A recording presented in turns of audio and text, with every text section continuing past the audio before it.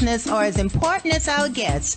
Join in on the conversation. 504-341-8255. The New Orleans Talk Network.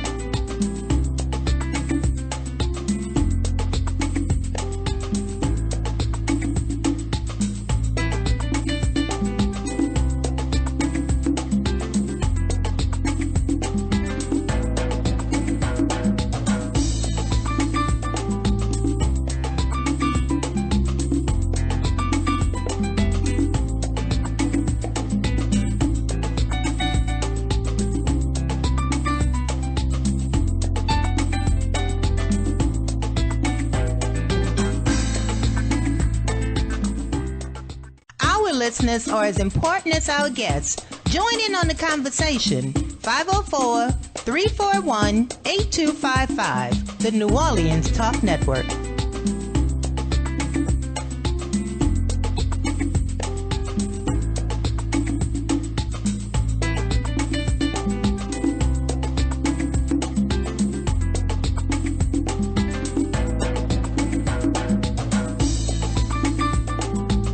Congressman Cedric Richmond, and you're watching the New Orleans Talk Network. FanView Live. Hi, I'm Sheriff Joe Lapinto, and you are watching the New Orleans Talk Network. Yo, man, it's Fred. Listen, don't forget to like and subscribe to our New Orleans Talk Network page on. Keep going.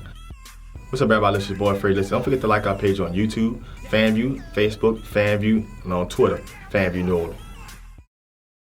Holla at you, man, in the app with us, and we gonna make this thing on the pop, New Orleans Talk Network, with real fans talk about real sports. And not only sports, everyday activity and life, man. My name is Jaquan Jackson, SMU commit, and you tune into FanView.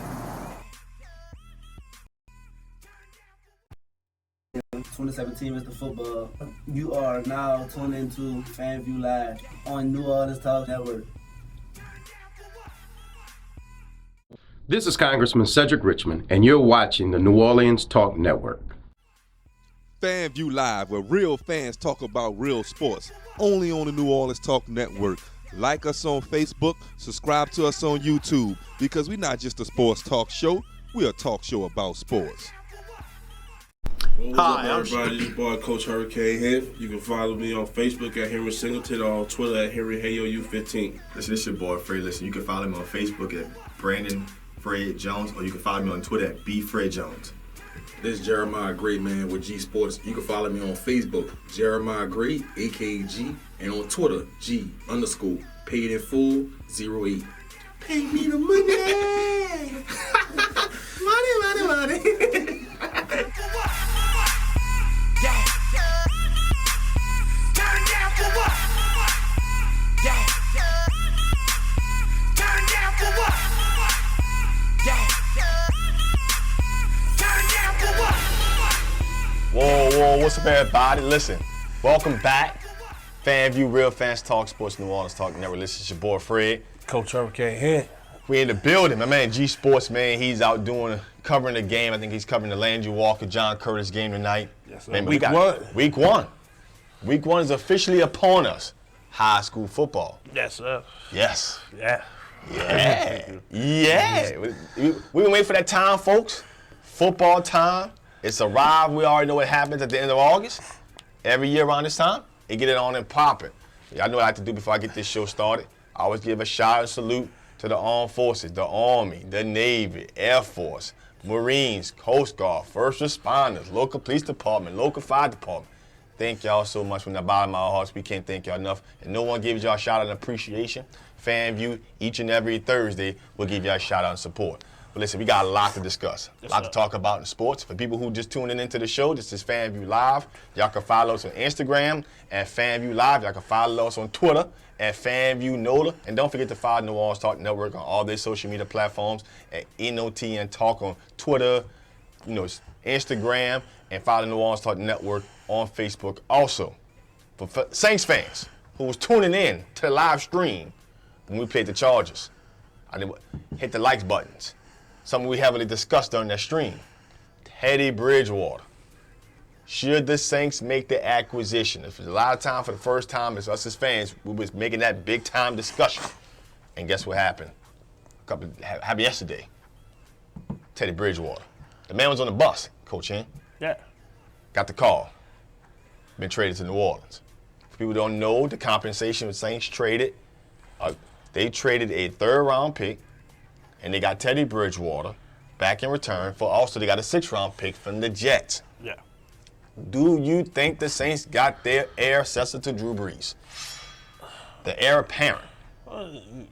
You never know if he's the heir apparent or not until you actually see him in the system and see what happens on the field. But what the Saints did do, they set themselves up for life after Drew Brees. Pending that they re-sign Teddy Bridgewater. That's the key. Because that's why I'll be hesitant to call him the heir apparent, because he still just has a 1-year deal that he can always up and leave. So that's the pump the brakes on it. But if I'm Teddy Bridgewater, I wouldn't want to go nowhere.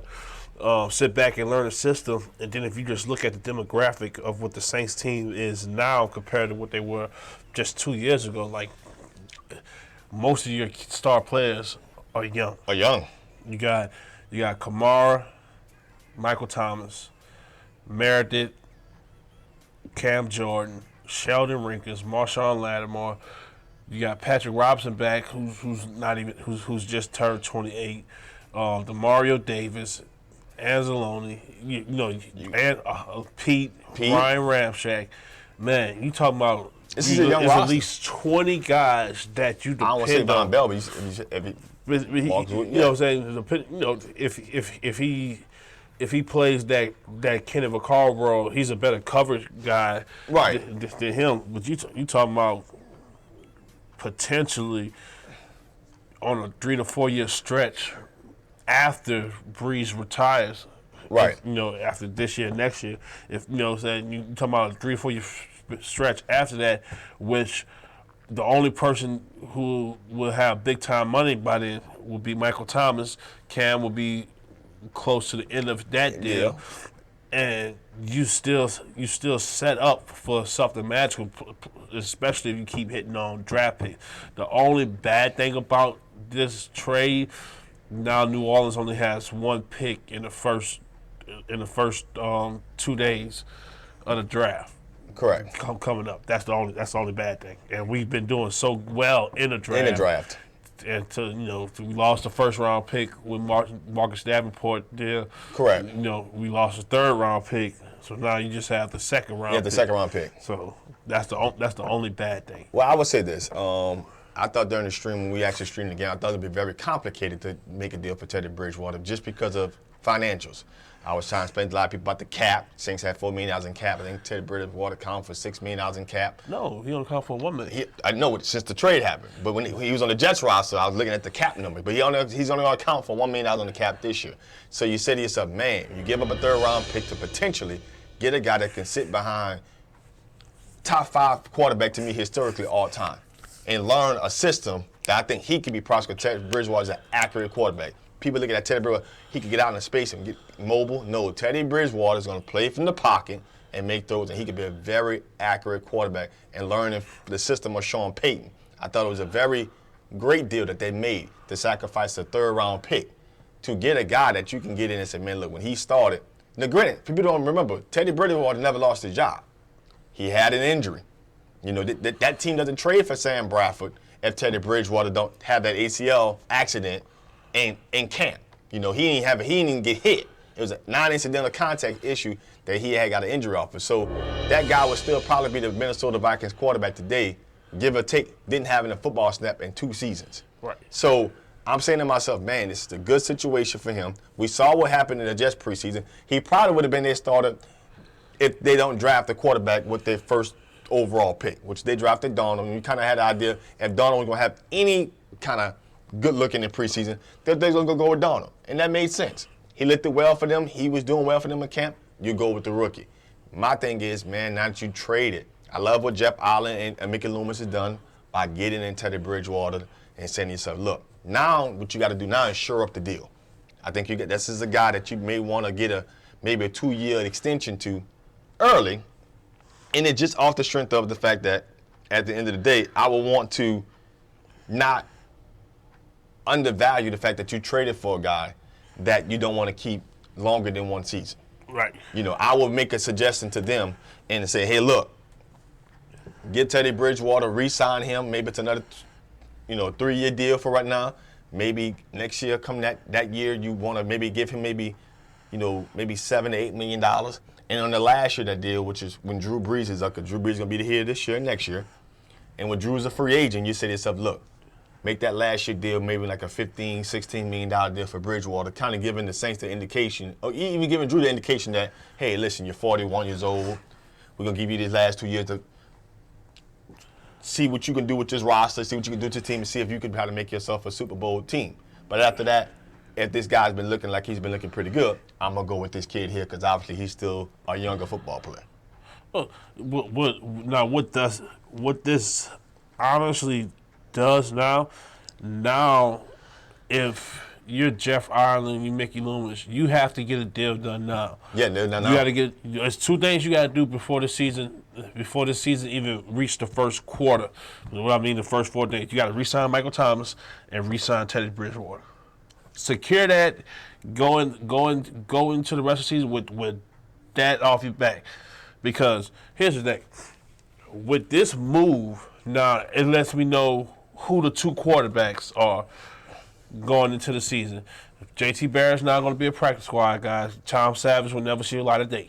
Right. Okay. They're going to keep Taysom Hill's going to be like the special team type guy. And I think what it showed was Sean Payton really wanted Taysom Hill to be the quarterback, but the kid is a freak athlete. That's it. And you see him doing so much other stuff. It's like, wow. Special teams here. You know what I'm saying?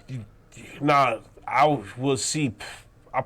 I wouldn't be surprised if we see packages with Taysom Hill at the quarterback position. That wouldn't shock me at all.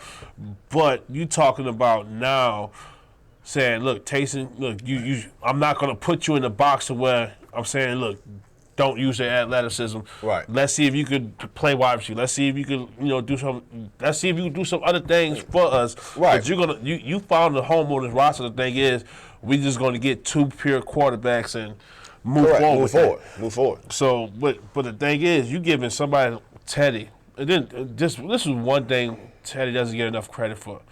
He put Louisville on his back and brought Louisville back to prominence. Yeah. Under Charlie Strong, got drafted, if he didn't win the AP Rookie of the Year, he won the Pepsi Rookie of the Year. I want to say, yeah, another Writing Association Rookie of the Year. But as you said, it was his job. It was his job. Barring a freak accident, we're not even talking. Look, barring a freak accident, Sam Bradford never comes to Minnesota and never gets a resurgence in his career. Case Keenum never comes to Minnesota and gets a resurgence in his career. And I'm about to say Baker Mayfield, not Baker Mayfield. Kirk Cousins is still in Washington. Or San Fran, or whatever. But he's not in Minnesota. He's not in Minnesota. It's a huge domino effect. And to get a guy of that caliber, and the good thing is, the one thing that no matter what position you play, you don't want mileage. Well, he doesn't have that much mileage. No, he doesn't. He doesn't have that much mileage. He's still young. He hasn't played. Played significant amount of football. Meaningful amount of football in 2 years. 2 seasons. Now he's going to sit back and learn Sean Payton's system underneath the best person that can teach him too. And then, knock on wood, if something was to happen to Brees, it's not that, who's coming in. It ain't special teams Hill coming in on Tom Savage. You know what I'm saying? And now is the biggest key. Because, see, when Chase Daniels was on the Saints, it was easy. All right, Drew was like, all right, Chase can get you because he did it before. He get you a couple of games. He get you 3, 4 games. What was the other kid that we had? We had Luke McCown. Luke McCown was the real one. Luke McCown, like Drew Brees actually was hurt for like three or 4 games. Luke McCown was a serviceable backup. He wasn't Todd Bowman, and Todd Bowman was sad. But after those were the 2 notable guys. But now you never counted on those guys. You didn't know. Luke McCown and Chase Daniel could not start for you if something was. If the season just started, Drew Brees got hurt, you couldn't start them for 15 more games. With Teddy Bridgewater, can handle an NFL season. That's it. And that's the beautiful thing about it. Antonio Porter says Taysom, talking about Taysom Hill, is Manziel / Tebow combination. But upgraded and better, but with way more potential than both of them to be a starter. No.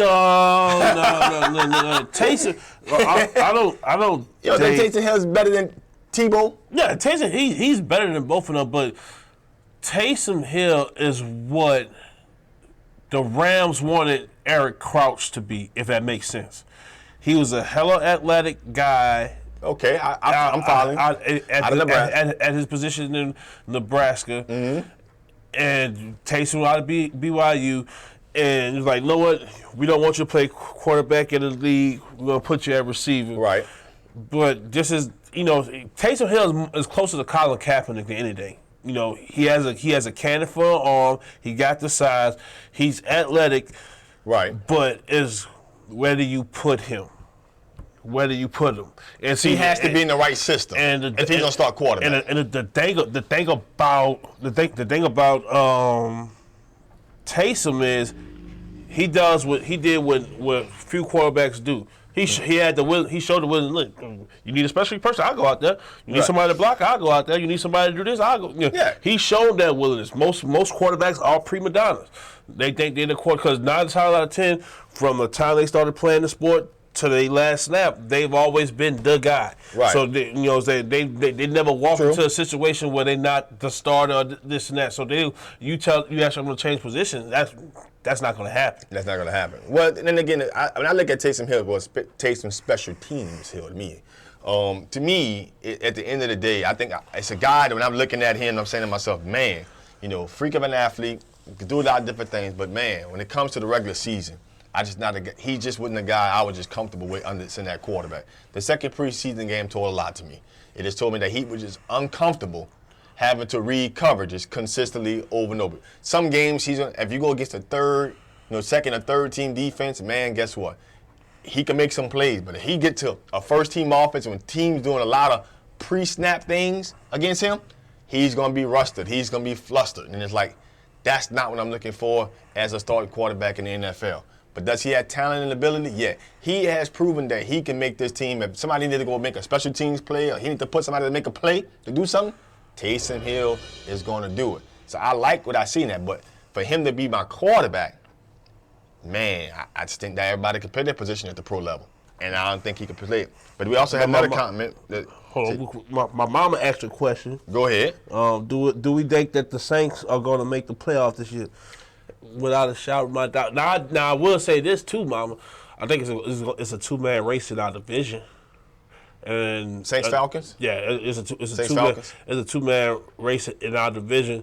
And the thing about it, I honestly, whoever comes out of our division, I see winning the Super Bowl. I think the NFC South is the toughest division in football. Well, it's been that for the past 8, 9 years. It's the toughest division in football. People don't understand. The last season alone should have told you 3 teams made the playoffs from the NFC South.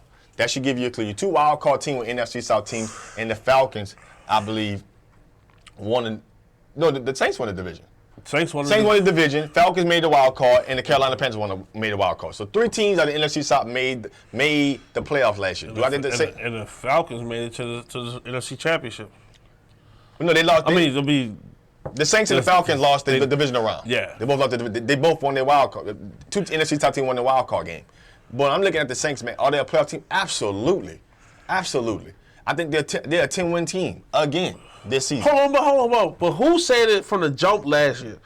Last year was correct. It was only 2 people.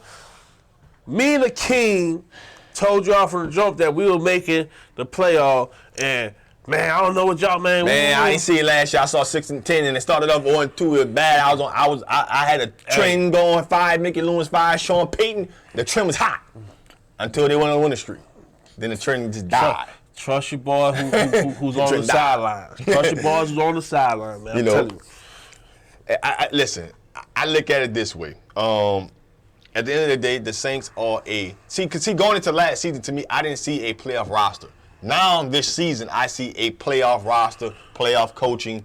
This team is a playoff team. Yes, they're going to make the playoffs to me. But see, the thing about it is never really the roster, so to speak, if that makes sense. You help me with this one. It's just like, look at the Jacksonville Jaguars have arguably been one of the most talented teams in football for like the past 5 or 6 years. They've been picking in the top 5 for the past 5 or 6 years. But see, how many top 5 picks go to bust? A bunch. Okay, so that doesn't mean nothing. But when you make the right coaching moves and you understand people who understand putting people in the right position, that's the key. See, Jags, they didn't make no major move outside of signing Calais Campbell and drafting Fournette. So just saying, Tom Coughlin is. Tom Coughlin understood. Come on, look what he did. Come on, his pedigree is. It speaks for itself. You know what I'm saying? He understands putting people in the right position. Mm-hmm. You got, for the Saints part, Sean Payton. Mm-hmm. From the offensive side, he's always put his offense in the right position. He knows how to utilize people the right way. His problem was Greg Williams had the team, and people also understood that look, we was coming after you. Yeah, all right, he gonna send a blitz. The next couple of DCs after that was like, all right, you trying to change, you want to do this, but you don't have the players to do this. Right. And you wouldn't give me the players to do this. And you had that one bad season with Spagnuolo. And then with Rob Warren, you wanted the 3-4, but you wouldn't give him 3-4 players. Correct. So I don't put Rob Ryan's failure totally on Rob Ryan. No, because he wanted to run 3-4 defense. You didn't give him the talent to do it. And you came out and said, look, I want to run a 3-4 defense. Yeah. You came out and said you ain't got a 3-4 guy, but you don't give him 3-4 players. Okay, well, this is what happens. But then you get Dennis Allen, who failed as a head coach. All right, failed as a head coach, sat back and watched the mistake. He learned from the mistakes that he made as a head coach. He sat back and he learned from the mistakes that was happening on the Rob Ryan. And then his first year, he had to just do what he had. No moves was made, nothing like that. Right. You know what I'm saying? He had to do what was just in the shop, in the cupboard. But then you give him a Marshawn Lattimore. You give him a Marcus Williams. You make some moves. All right, you draft an Anzalone. You go get an A.J. Klein. You get Manti Te'o. Yeah. All right. Then you listen to him and say, look, give me Mike Nolan as my linebacker coach. You go get Mike Nolan as your linebacker coach. Right. All of a sudden, and people forget when we lost the first 2 games. All right, the secondary that ended the year for us wasn't starting. We had Davante Harris out there. You know, we're getting roasted and stuff. Boom. When Marshawn Lattimore came back from injury, P.J. Williams went back to the slot. Crawley had his spot. Yeah, on the outside. All of a sudden, it was like, oh my God, and we wasn't blitzing. It was just timely stuff. He sat back and learned. And once you understood what was happening, and I seen it from the jump. I'm like, all right. They gave him enough pieces. Mm-hmm. If he can utilize them to their specialty, it's a wrap. It's just like, I think back when the Cowboys was loaded, and they drafted Morris Claiborne, and Morris Claiborne who played man-to-man his whole, from Little League up until he got to the Cowboys. They say, look, we're going to put you in his zone. They put him in his zone. I'm gonna back you up 5 yards off the guy, and you gotta play. Well, they put him in his zone. I never played, and then it struggled, and then he didn't get back to the Morris Claiborne that everybody knew he could be until his last season. That was like, look, go man up on people. Oh, this kid's all pro now. Well, coaching has a lot to do with it, and that's the biggest thing. Coaching has a lot to do with it. But I would say this: you can have some of the best coaches in the world, but sometimes if you don't have the personnel, I mean, sometimes the roster to really, do what it needs to be done. To me, a lot of it, what was being drafted, we didn't see unfold, but with Jeff Allen coming in here, making some of the new picks in here, which made a hell of a difference because I think Mickey was wearing too many hats. Right. He over here with the Pelicans, he over here with the Saints, and he all over the place. So bringing in Jeff Allen to sit down and actually focus on getting the front office together, changing your scouting report, changing a lot of different things, made a big difference, and we saw that kind of unfold. I think Jeff Allen had a lot to do with the fact that Teddy Bridgewater's in New Orleans. Big deal. And you just look at it, and teams are following this thing. Yeah. There's no way in the world the Kansas City Chiefs... Falcons down 14-0. Ain't nobody playing their starters right now. You know what I'm saying? I see you, Antonio, baby. No way in the world... But they down, though. ...that the Chiefs let go of Dorsey, who built them. John Dorsey. Yeah. And then look what the Browns do. Come here. And then look at the moves that the Browns made. They made significant moves this offseason. Everybody was like, Baker Mayfield, what? No. Or then now you look at it like, that's not bad, Cleveland. That's not bad. Denzel Ward, man, no. Y'all could have got Brad Sharp. Like, whoa, that's not bad. Wait, hold on. Y'all had Nate Archer in y'all cup hold? And that's what he could do outside of Myles Garrett? Right. You know what I'm saying? So, when you able to block out the noise, Anthony Ruffin hits the nail on the head. When you able to block out the noise, like the Patriots do, block out the noise. Yeah, we want this, we want that. I don't care. I don't care what you want. Look, we had this person here. We drafted this person here. People don't even know about this person right here because he just on the roster. I had a whole year to get him right. He's gonna come in and play right away. We gonna trade this guy away. We gonna draft this guy just to do this for this year, and then. As his years go along with us, we're going to increase his role. And boom. And that's what they're doing. Right. Now, we got another comment. Antonio Porter said, bold prediction by week 4. I think we talking about DeVoe Lawrence will start next to Sheldon Rankins. No. Now, the question is, you got the last preseason game tonight. We'll be streaming that game later on tonight. We got a 2-hour show tonight, so we'll be talking about this show here. But the question is, is he going to even make this roster? Yes, he will. Oh, yes. He's going to make it. He's in a battle now. For some people who are tuning in, he's not no battle. The Saints final preseason game, y'all. He's in no battle. Some of the battles that we got going on. He's in no battle. He's in no battle? He's in no battle. He's on this roster. He's on this roster. He's going to make this. So all right, here you go. Let's just don't play around with it. Don't play around with it. Let's get to it. We're going to start at the top part. Quarterbacks. All right? Quarterbacks. Drew Brees, Teddy Bridgewater, Cordell Thomas is on the practice squad. Any disagreement? Cordell Thomas? Practice squad. Who's Cordell Thomas? Cordell Jones. You mean, okay, you got Drew Brees. J.T. Barrett. Okay. You talking about Ohio State? I named like 7 Ohio State quarterbacks. Cordell Jones. I'm bad like you. J.T. Barrett? Yeah. Okay, J.T. So, that's fair. Drew, J.T. Barrett, practice squad, Drew, Teddy Bridgewater. See, you got me like you. Drew, Teddy Bridgewater, practice squad, J.T. Barrett. Correct. Running back, Kamara. Obviously, no Ingram suspended 4 games. So he won't start. Leave him off. Kamara, Vereen, Shane Vereen, Jonathan Williams. No. Y'all let me know. Jonathan Williams gonna make this team. Boss Scott makes the team.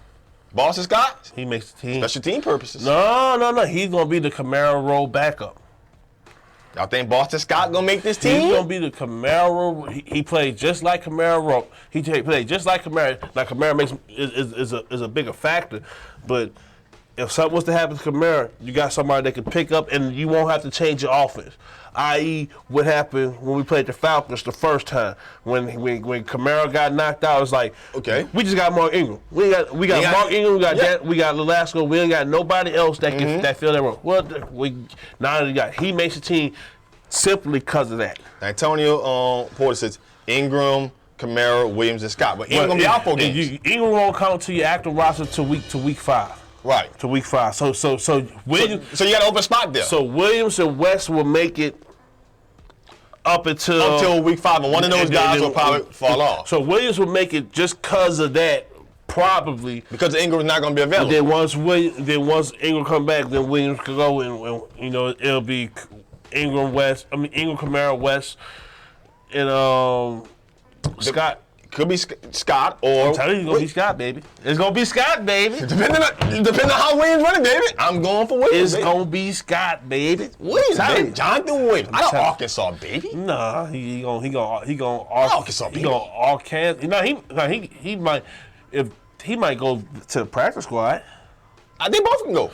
I mean, one gonna make this team. One gonna be on the season. Scott's on the roster. Long as he plays special teams. Scott's on. Well, every rookie gonna have to play special teams. That's a given, unless you know a quarterback. Yeah. Nah, let's shot over to receiver. Right. Now we got Mr. Magnificent, Mike Thomas. No, you gotta say his name right. Can't guard Mike. Mr. Magnificent. Cam Merritt. Ted Ginn. Tyquan Smith. Yes, Lord. Central Florida. Dominant. And after that, you got Tommy Lee Lewis. He's gone. You got Brandon Tate. You got Austin Carr. And they got some kid named Kirkwood. Who y'all think makes the team? Tommy Lee Lewis is over. Austin Carr, I think he can still go back to practice squad. They can get 2 years. Joe always say, I'm scared of our running game until Ingram gets back, to be honest. West could give you something. What West? Terrence West? Yeah. Cut in. Overweight. That's really. Cut in. Off team. Look bad. Coming in camp looking like 250. Well, can't do it. Well, guess it is Williams. Williams. I don't know what. I've been locked into. I've been my season mode. That's why. Right, you. Yeah. Okay, so I missed that. My bad. You coaching 5-star talents, around here. I missed that one. I understand. That's on me, fam. That's on me. I take that. I'll take that one. But I think if Brandon Tate could, if they like enough what they see from him out the punt return, he's the 5th wide receiver. Everybody else will be on that. Outside looking in. We call you back. We call you back. That goes for the Austin Carr, the Kirkwood, even Tommy Lee Lewis. Tommy Lee Lewis gone. He gone. He gone. Tommy Lee Lewis' best chance to make this team was to solidify his role as a punt and kick return. Because you look at the Saints wide receiver room now. Everybody they brought in is 6 foot and up. Yeah, and that also means Michael Floyd. I left out Michael Floyd. Michael Floyd, I don't think makes this roster either. Come on, man, it's a camp body. Yeah, if I'm a first-round pick, that's just what it is. It's a camp body. It's a camp body. Once he got in trouble, it was over with. It was over with. This ain't Notre Dame no more, baby. This ain't Arizona. They ain't gonna get no more shots. You gotta live up to the potential. Now, my thing, the biggest concern, offensive line. Offensive line. That's the biggest question mark of who makes this team. Because all right, we know Armstead, Pete, Unger, Warfoot, Ramczyk. All right, that's your 5. Back up, Bushrod. He been getting his ass beat like 12 years a slave and Roots combined. He got to go. 12 years a slave and Roots combined. He got to go. Man. Bushrod got to go that bad? Man, look, he could be one of those, all right, go away for a little while. Depending on how the season come out, we can always call you back. But man, have you been seeing how I've been getting? Man, I'm telling you, look, it looked like 12 Years a Slave, Roots, Rosewood, the Nation movie, whatever Birth of a Nation, Amistad, any slavery movie you can think of. That's how bad this man been getting beat. Ooh, I'm telling you, man. So my thing. Now I love Will Clapp. Will Clapp. Back the guard out of LSU. Guard/center out of LSU. The main reason why I love Will Clapp, not because he went to LSU, but because in college. No, I'm saying because in college, and this is what people don't really realize unless you just really followed LSU. He started off at tackle. Yeah. Then they needed him at guard. He played a whole year at tackle, made all SEC. They needed him at guard. Right. Played a whole year at guard, made all SEC. They needed him at center. Made all SEC. Right. You know what I'm saying? He's in a conference that puts out elite defensive linemen. He's played on all levels. He played on the outside, he plays on the interior, and he called the protection.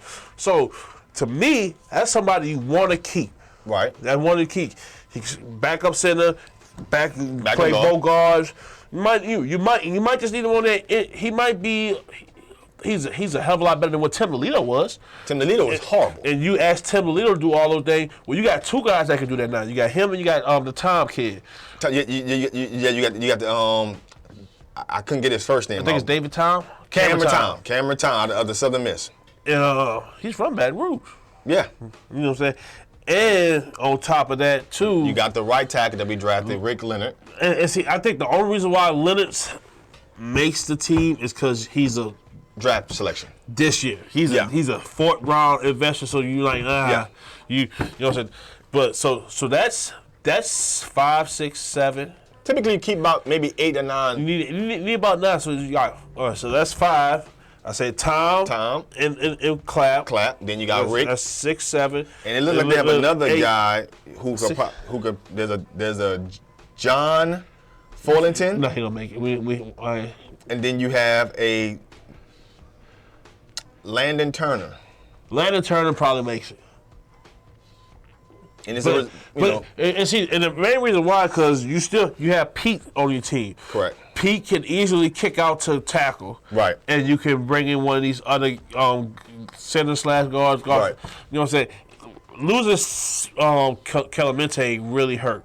Cause that would have that would have been a no-brainer. Losing him to the Texans. Yeah, that would have been. Can't knock the man from getting the dollar. Hey, go get your money, baby. Get your money, baby. Get your money. Get your money. I'm never mad for you for getting your money. But that's the. Yeah, that's the offensive line. Obviously, tight end gonna be pretty simple. You got Ben Watson. I don't know if it's that simple as you think. You got Josh Hill. Now that third spot. I think that Arnold kid. And look, that Arnold kid. He's a former wide receiver. That Arnold kid, I'm 85. He's a former wide receiver. It's like, hey. Y'all feeling me, FanView? That Arnold kid. But then the Yeldon kid too is like, hey. The Yeldon kid too, yeah. You know hey, look, you gave him so much on the signing bonus. You gave him the largest signing bonus ever for undrafted free agent. The Yeldon kid. Now, so, Antonio Porter said Watson, Hill, Arnold, and Yeldon. He's been Yeldon in the practice squad, though. But see, now here's the thing. I kind of with him on this one. If the Saints take 8 offensive linemen, all 4 of them make it. All 4 of them make it. They take 9. One of them gonna make that practice squad. There'll only be 3. Somebody got to go. It's going. They intertwine. It's a total of. It's gonna be a total of 12. But see, between the offensive lineman and the tight end position. But here's the thing. I would advise the Saints to do tonight. If you're gonna if it's out of one of the 2 of them, don't showcase what they can do. Don't showcase what they can do. You know what they can do. And that way you can hide them on practice squad, and if something happens, you can always go back and get them. Because when you showcase what they can do, some team gonna be. You had to cut him.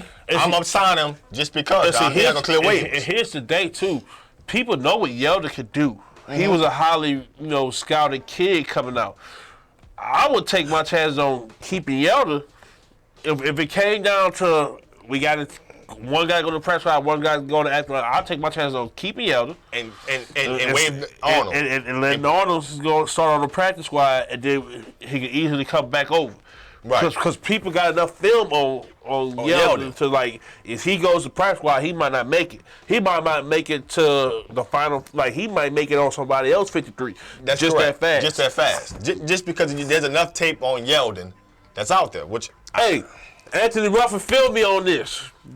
Bushrod got beat so bad he like the kid that just give up his lunch money before the bully even asked for it.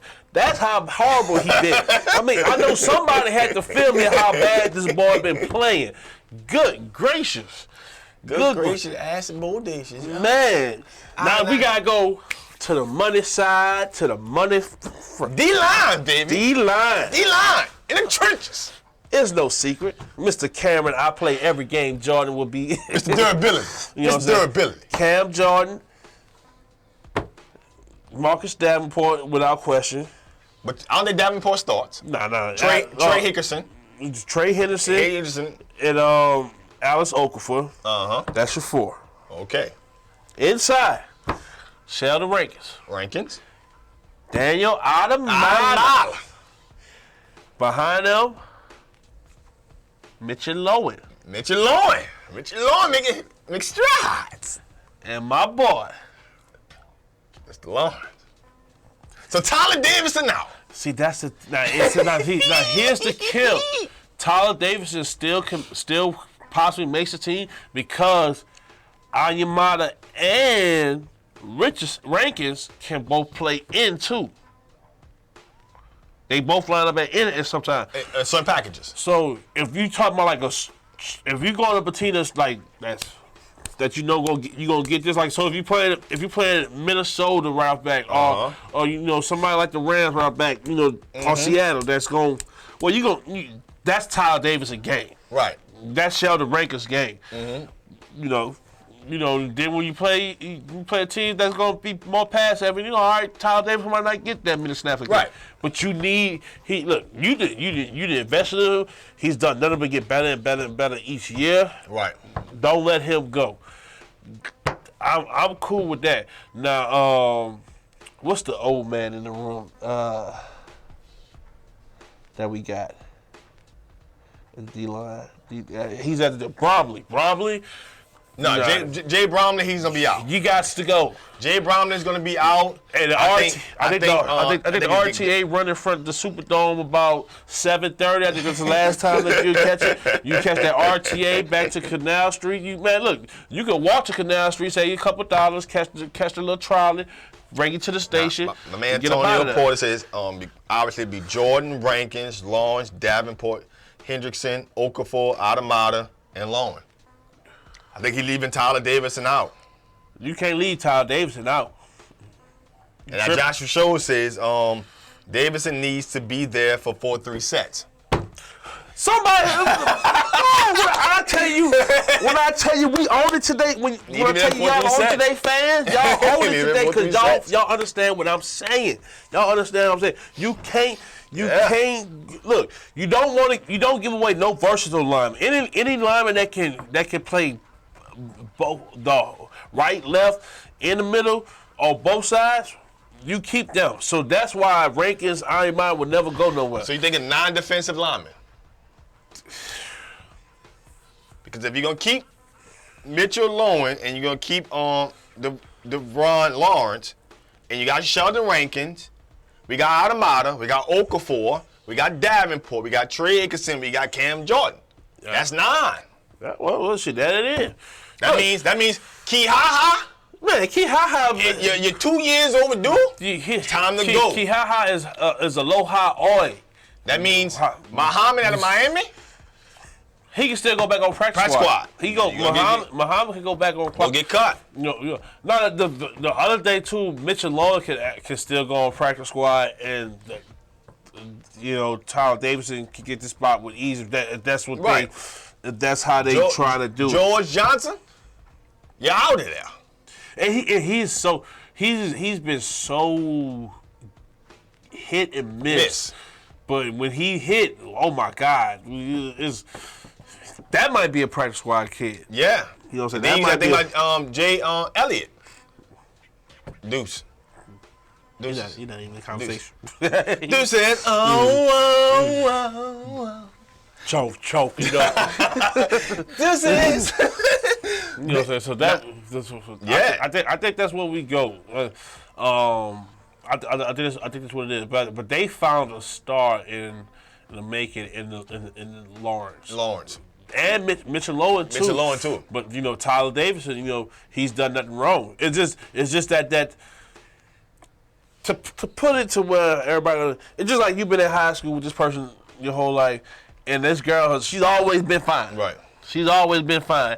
But then these two other chicks come in from other schools, and you're like, ooh, Woo! And you forget how fine the one that's already been there. She cold. She bad.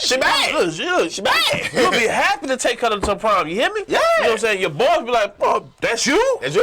You know what I'm saying? Don't get twisted. But the new faces is like, hey, you know, and that's what it is. You know what I'm saying? Tyler Davis is he's on his roster. Yeah. You know what I'm saying? You was gonna have to come out and go bananas. To even get him not to be mentioned. Yeah. Now we move to the linebacker position.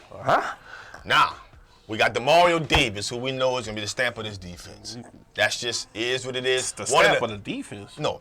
The linebacker position. Okay. We already know Mr. Durability. I was about to say, you can't say stamp of the defense with Cam Jordan. Okay, Mr. Durability. You can't deny him. Now, from the linebacker position, one of the best signings they had in a while, Demario Davis. You got A.J. Klein. You got Nate Stupar, Alex Anzalone, Craig Robertson, Manti Te'o. Do you keep 6? Hell no. To the no. So who got to go? Stupar got to get the fuck. So what y'all think? Who makes the team? Nate Stupar, A.J. Klein, Manti Te'o? It's the same thing that I said with the D-line. Te'o has shown he can play all 3 spots. Especially because he's in coverage. He can do a coverage. Robinson then played all 3 spots. Right. Klein can play all 3 spots. DeMario can play all 3 spots. Stupar is strictly the outside guy. And special teams. You can't knock a guy for making special teams. Anzalone, man, shit. He's probably the most talented guy in the damn room, but he can't stay damn healthy. But Stupar got to get this. Stupar is like the little. It's like Stoop Kid in Hey Arnold. Stoop Kid won't leave the stoop, baby. Now Joshua shows Klein will embrace the outside linebacker role. Davis, Mike, Anzalone, outside linebacker. Antonio Porter says Davis, Klein, Te'o, Elliott. So I'm assuming you're talking about Jay Elliott. Roberson, Anzalone. I think Elliott jumps Stupar. I think Elliott bump Stupar out. Jay Elliott could be the new special team guy.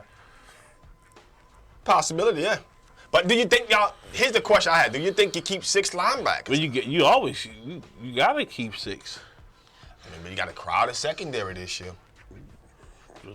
We cross that bridge when we get there. Look, crowded secondary. Here's the key. No matter what sport you play, no matter what sport it is, you got to be strong off the middle.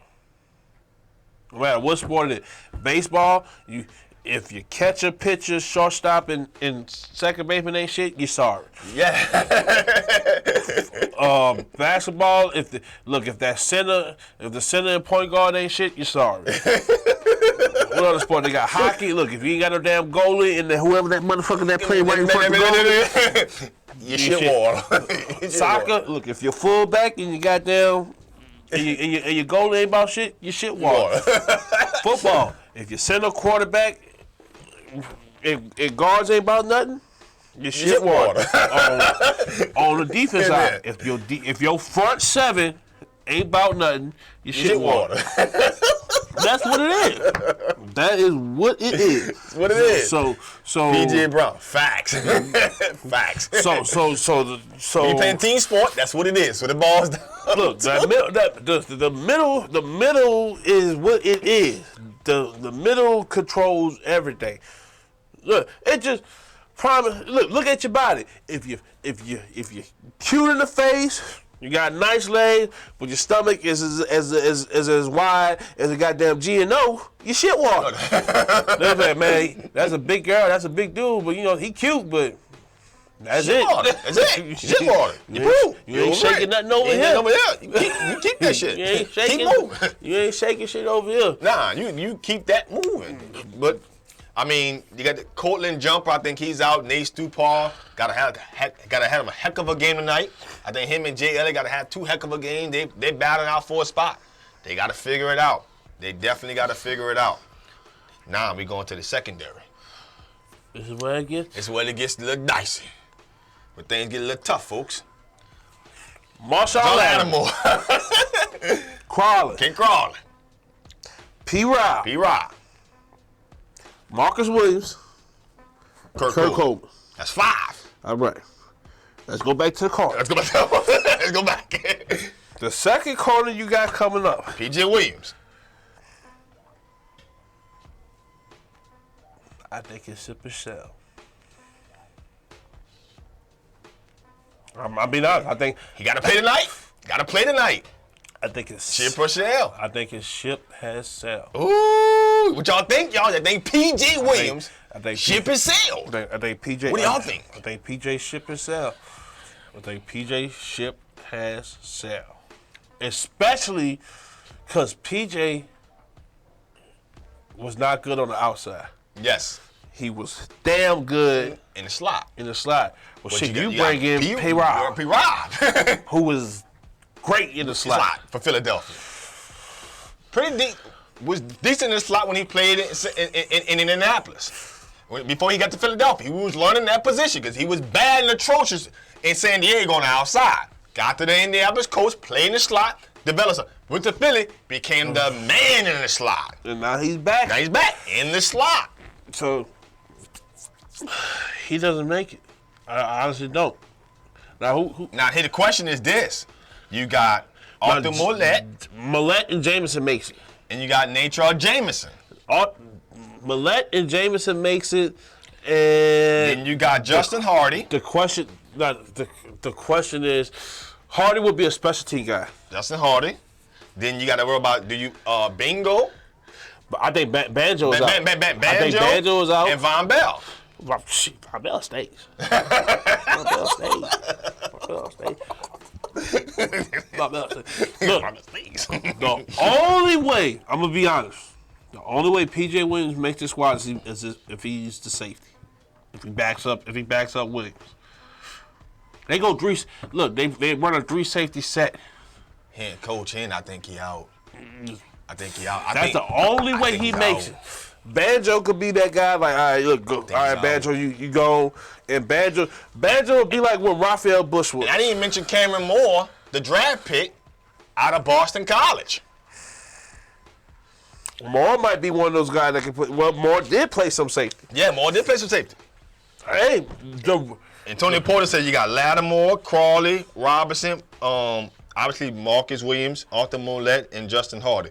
You're gonna probably keep 9 or 10 of these guys. To me, Jameson has done enough to show that he deserves. Hardy will be a special team guy. He'll be like the Fred. I think he'd be like the new Fred McAfee type dude.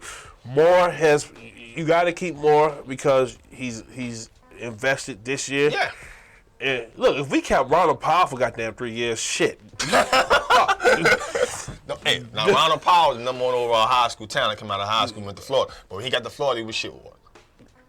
He had one good year, and it's like, Ronald Powell got drafted strictly based on being the number 1 recruit in the nation in high school that year. He went to Florida. He got drafted because it was like, hey, if we could get him to do this. if we can get him to live out some ability. And you got him in like, what, the 5th, 6th round? 5th round. Like, you didn't hurt nothing. No. You didn't hurt. But he stayed a little too long. Right. Now, Joshua shows that Hardy makes it. Justin Hardy. Then you got Banjo.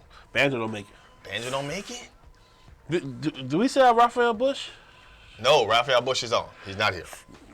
Banjo will be like remember when Raphael Bush, his first tenure with us, we're like, he'll be the guy that's cut, then he's the guy that brought back, he's the guy that's cut, brought back. He'll have everyone. He'll be what Sterling Moore was the past couple of years.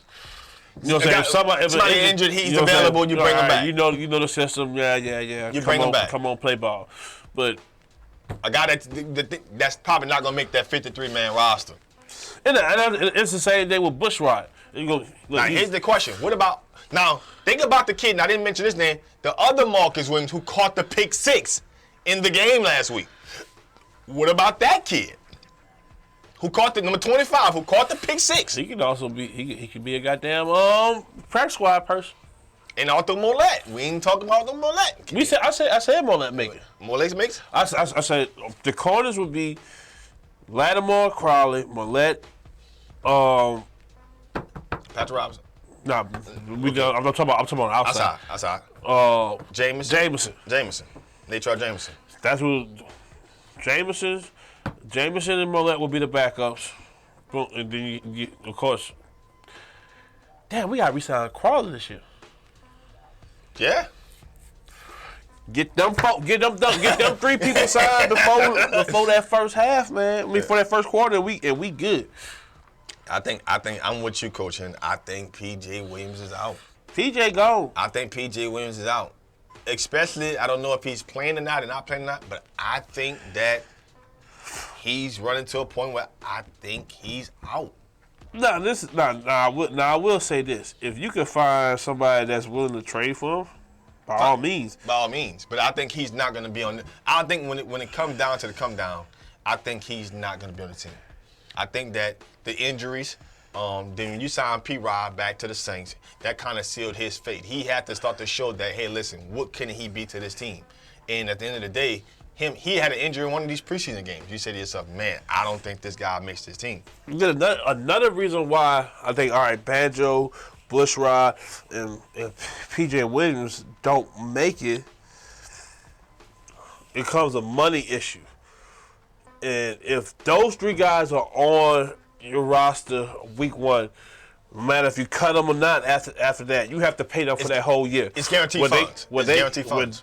That's a nice chunk of change to pay 3 guys that's going to sit on your bench, and that hadn't been shown. When you keep this cheaper guy, yeah, you keep you put 3 cheaper guys, and that gives you more flexibility.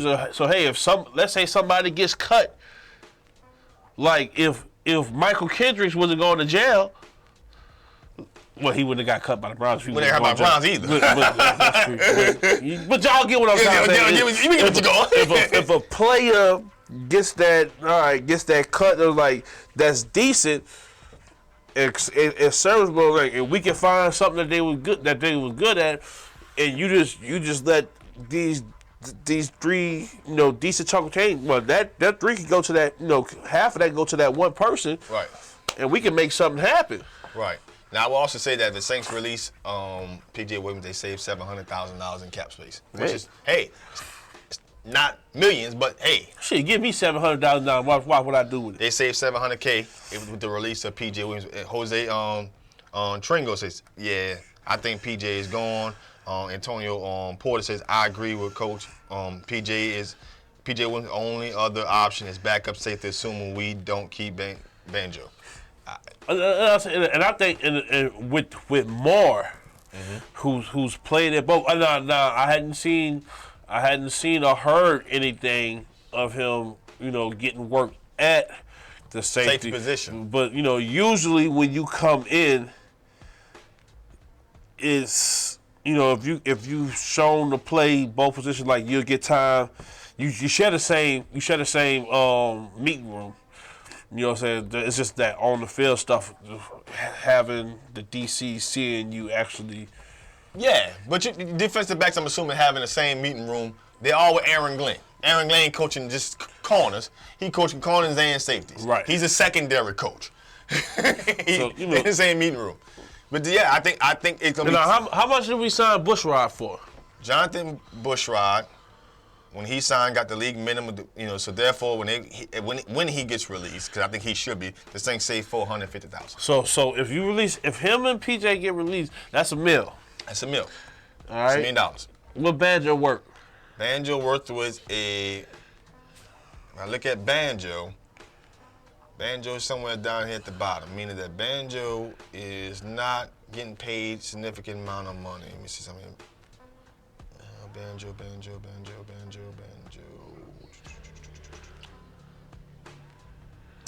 Chris Banjo. At the Saints released Chris Banjo, they saved $1.4 million. So you released them 3. You got better. Chris Banjo. He said they saved $1.4 million. And you keep. Which means he got to make a lot of plays tonight. He has to make a lot of plays. Yeah. If they release Key Ha, they save 1.1 million. If they release Michael Tom Savage is getting released. He's getting released, so they're gonna save some money from Tom Savage. Mine's not going nowhere. No. Oh, you talking about who man? Yeah, who man? And look, at tight end. Hey, I'm talking about we about to open up that money. 24-0. By the way, the Falcons down 24-0. They second and third is Pooh. Maybe they pull a Super Bowl reverse. Too soon? Too soon. Too soon. Don't forget, Falcons down. Falcons was up 28-3. Was up 28-3. 3 minutes left in the third quarter. Almost had it. Gotta be a little bit closer. Gotta be a little closer. Don't forget. Don't ever forget. 28-3. It was up. Because see, now the key thing is watching the other waiver wire, seeing who gets released, who doesn't. Because some of these guys who we like, all right, might make a practice squad, might have to go straight to the practice squad because you might see somebody else that's like, hey, he can make a difference. You come over here, boom, boom, boom. All right, let's go. Right, they're gonna be some guys from other teams that you think they can fill a roster spot on this team. Meaning that who's out here doesn't mean that the Saints are not looking at other games tonight or throughout the league and saying to themselves, man, if this guy got cut, maybe he could come in and fit our situation, fit our team. Back up that tackle is a big deal. Man, look, if you could, I'm trying to think.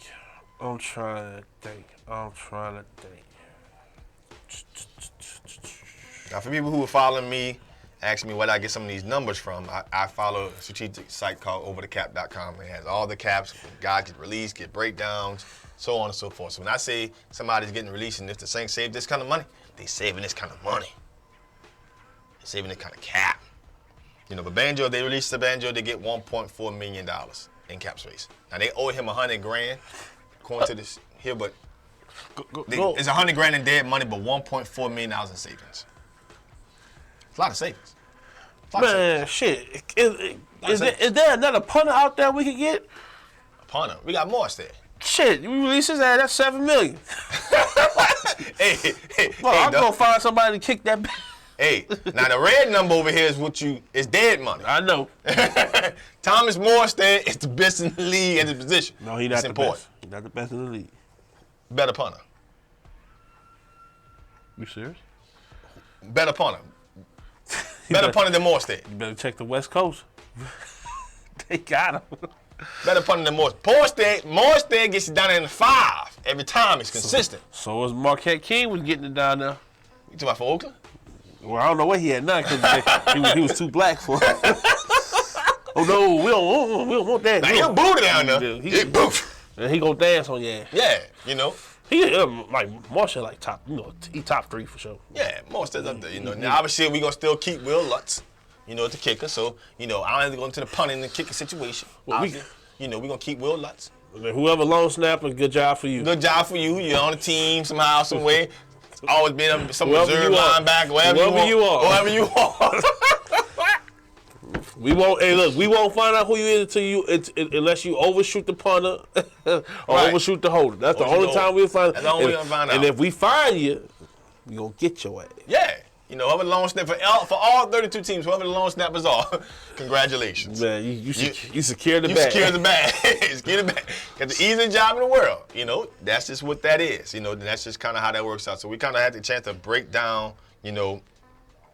Now Antonio said, "Come on, coach." The dude Nick is nickname is Legatron. He's not the best. I mean, look, he's the best in the league. He top. I'm about to prove it to y'all now. Morstead's the best in the league at the club, man. I don't know who's better than Morstead. At one point in time, Thomas Morstead was the 3rd best player on his team. Drew, Cameron, Thomas Morstead.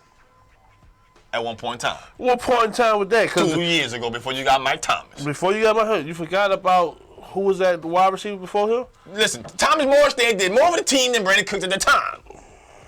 He did. I wasn't talking about him. Who else? You got Colson only been retired for two. Colson was old at the time, man. He was still better. We're better than Morstead, man. Boy, if you don't get the hell up out of here with that. Morstead was pinning people down there in the 5. Johnny Hecker, man. Y'all tripping. Y'all tripping. Johnny Hecker. Johnny Hecker and Sam Crouch, then Morstead. The numbers prove it, baby. I know it was tripping. Marquette King and Morstead's tied. Morstead's my guy. I'm choosing one tomorrow. I'm choosing Morstead. Hey, I'm riding with the whole team now, bro. I'm just telling you. I'm just telling you. I'm going with Morstead. But speaking of securing the bag. Securing the bag. Got to talk about a few people who secured the bag this week in football. I know, folks, I know he's getting ready. It's game time. I'm going to get to the game sometime today. I promise y'all will. Oh, Zach Woods is our long set. Good job, Zach. Zach Woods. Congratulations. Good job. I'll pass you tomorrow, man. Thank you. Don't know who the hell you are. Don't know who you are. Congratulations. Keep that smile. Talk about securing the bag. They got a couple of players who secured the bag this week. Historic deals. That first man is that guy from New Orleans who went over there to Baton Rouge for college. Got drafted by the New York Giants. Was the first one to get the bag. What school he went to? LSU. Oh, okay. New York Giants. Ain't nobody from Michigan getting paid like this, man. The New York Giants. Odell Beckham. OBJ. Got the deal. 5 years, $95 million. Yes, sir. $65 million guaranteed. I know y'all been waiting to talk about this. Were the Giants correct in signing Odell Beckham, giving him $65 million? For some people who out there, do y'all even think that Odell Beckham is valued at $95 million? $65 million guaranteed. If you got to hear from me, I've been saying it all week on social media. The man deserves every penny. Hands down. The statistics shows it. The jersey shows it. When the man's on the field, the impact shows it. I tell people all the time, and I meant this in sports, sometimes when you being marketable in professional sports, is sometimes just as valuable as winning in professional sports. Odell Beckham is that brand. He is the biggest brand in pro football. When you're looking at pro football, it's OBJ. Look at all the kids around the world getting all this, the hair dye gold and all these other things. All these kids now want to be who? Odell Beckham. Look at the statistics from the first 4 years. The only other receiver in the history of the game who's done with Odell Beckham, done touchdown-wise, is Randy Moss. Randy Moss has 54 touchdowns in the first year. Mr. Flip-Flops. Randy Moss has 54 touchdowns in his first 4 seasons. Odell Beckham comes second at 38. First 4 seasons. No one's had that kind of impact in the game of football. And he only played 4 games last year, Coach. Yeah. So which means he could have had over 40 touchdowns. 45 to be exact. It could have been somewhere in those numbers. Maybe not 54, but he'd been up there pending not having a significant injury. The guy has averaged over 1,300 yard seasons when he's healthy. 90-some catches. He's valued at this, people. Now, people ask me all the time, hey, listen, do you think Antonio Brown, is valued at $19 million a season? Probably not. Is Julio Jones probably valued at that? Probably not. Are they great wideouts? Yes. Are they probably the best at their position? Yes. But when you look at what they've done statistically when they first 4 years in the league, they haven't done what Odell Beckham has done.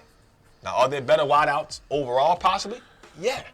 But when you look at their numbers, they don't compare to OBJ's. Guy's worth every bit of $65 million he got. He's worth every bit of $95 million contract that he deserved. And at the end of the day, Odell Beckham is one of the most impactful receivers in the game.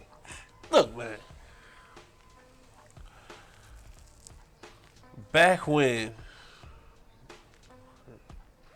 the offseason really started and people was talking about contract extension stuff, I had 2 co-hosts.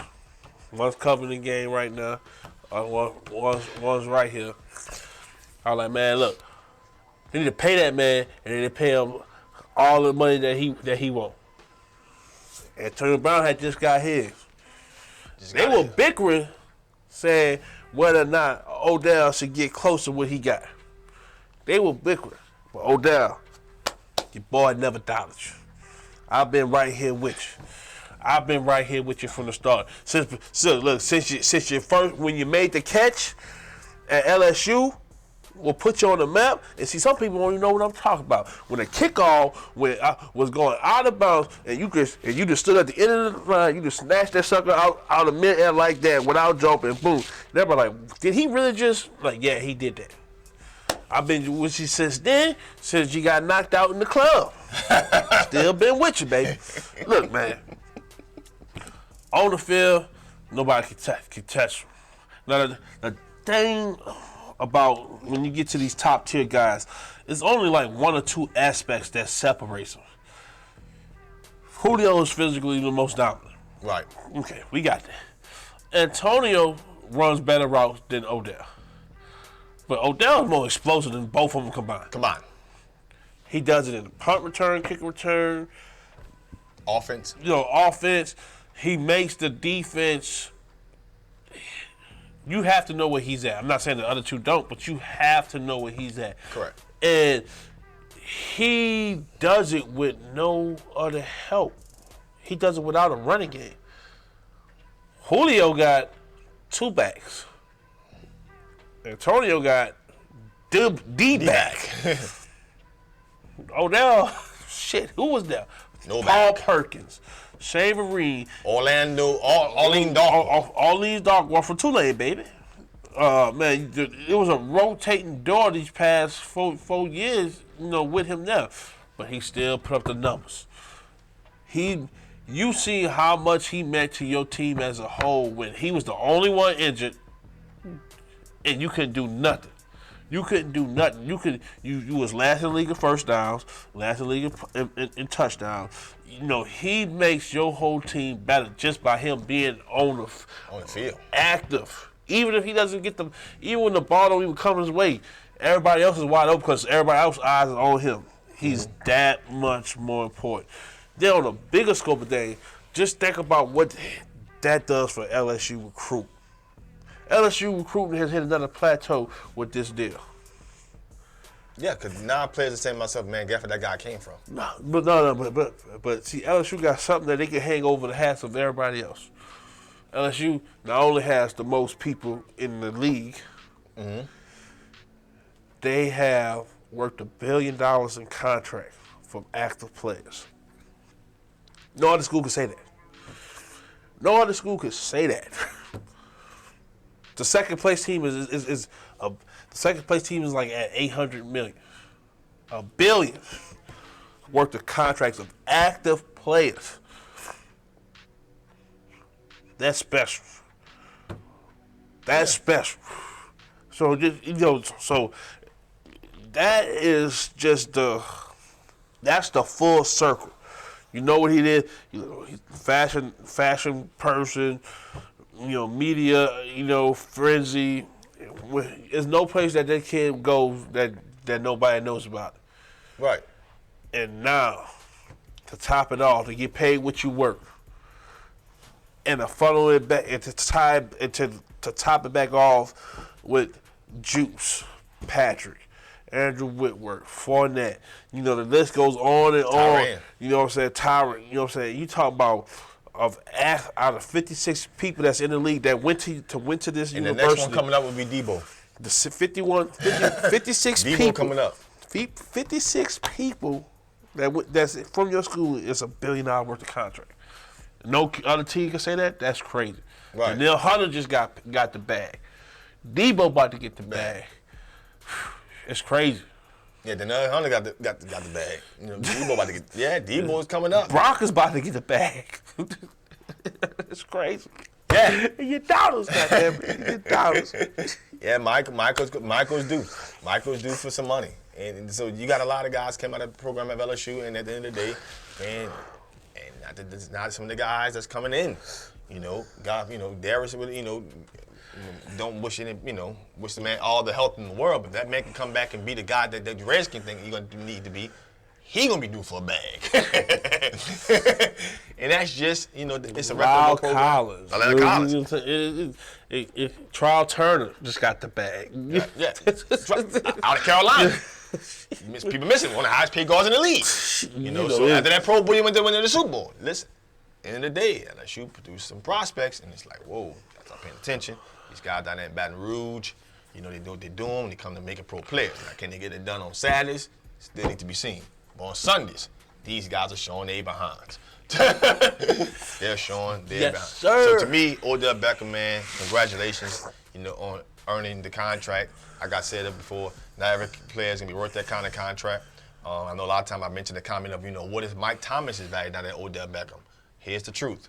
Mike Thomas has the amount of receptions that for the first 2 years in NFL history. He needs the yards and he needs the touchdowns. Touchdown impacts this game. Touchdowns is where, not to say that I think receptions are not important. Because I think Mike is on a different scale. For us, all right, Eli, and it's been Eli bread and butter. Before Odell, when it was just Ruben Randall. Before Ruben Randall, when it was just Plexico. Before Plexico, when it was Monty Tooman and all of them. You know, Eli's gonna draw it up to his guy, his go-to guy. So he's gonna get more chances. He's gonna get more big play chances than anybody. When you switch it to Mike Thomas, Drew Brees distributes the football, and that's what it is. Look at prime example. Tom Brady distributes the football. Yeah. And Rodgers. Moss got the most yards and the most touchdowns that anybody else will ever get. Gronk got close to the touchdowns only for the simple fact red zone. Red zone. But you talk about anybody else? Nah. And Jimmy Graham was that for the red zone. Red zone. You know what I'm saying? You get these red zone touchdowns. That's true. That's what that position is for. But you talking about Breeze who will go from 1, 2, 3, 4, 1, 2, 3, 4, go back to 1, then check down to his 5, you know, in a heartbeat. Right. You know, okay, so he's gonna put the guys in the best possible spot. So Mike Thomas might not get the touchdown, but like, all right, every third down, I need a first down, I need a big play. All right, boom, boom, boom. That's cool. All right, wait, hold on. Mike open. But they got somebody coming to. Mike is even with the person. They got somebody go over the top. But there's Darren Sproles. There's Kamara one-on-one with a linebacker. Here, boop, boop, boop, boop, touchdown. Well, Drew Brees is going to distribute the football, and that's going to take away from Mike Thomas as far as touchdowns. You know, he's going to have the receptions, and he may even have the yards. But the touchdowns are going to be distributed out because that's the kind of quarterback Drew Brees is. This is why he's the most accurate quarterback in the history of the game, because the ball placement. But then another thing, too, when Mike got over Odell was a first-round pick. He was expected to be an instant blah, blah, blah, blah, blah. 12th overall. All right, well, Mike was a second-round pick. Mm-hmm. He's outdone with every receiver in the first round that got drafted before him. And let's even talk about that class. He's outdone every receiver in that draft. Not just that draft, but the draft that just got paid, which was the Odell, the Brandon Cooks, the Mike Evanses, and we talked to Sammy Watkins. Right. And no offense, Juice was in that class too. You know that. Well, Juice had the receptions. Well, I'm talking about Thomas broke Juice record. So Thomas has the record for the most receptions in NFL history. He broke Juice record. So you know, but that is the best wide receiving draft ever. Right there. Stop. That's the best wide receiver draft ever. You can't think of every guy you just named was a starter and produces. Whew. Whew. Okay. Now the other class that I'm thinking about, that's with the 2013 class. We got Juice, we got Mike Evans, we got Sammy Watkins, we got Brandon Cooks, Calvin Benjamin, Odell. Oh, Lord. Odell, yeah. Allen Robinson. Yeah. Allen Robinson was also in that class. He had one great season. And Jordan Matthews was in that class. And the only other class I can think about that statistically they haven't done what these guys done, but for the first few years they were dynamic, was the 04 class that came out with Fitz. Well, you forgot to put Julio in that class. Julio in that class. He was in the class with A.J. Green. He wasn't in that class. It was just him and A.J. Green when they came out together. Yeah. But the only other class I can think of that's in my recent memory was that 04 class which they had a lot of big names, but obviously all of them didn't produce like these guys. We talking about we had Fitzgerald, Clayton, Lee Evans, Reggie Williams, Roy Williams. Stop. But at the time, wasn't Michael Jenkins, Rashard Woods. Was it Bradley Epp was in that class too? No, not the 04 class. That was the same class that had the 7 first-round Miami players. Yeah. And that's the same class that had Eli, Big Ben, Phillip Rivers. Yeah. To me, that's the best class I've seen.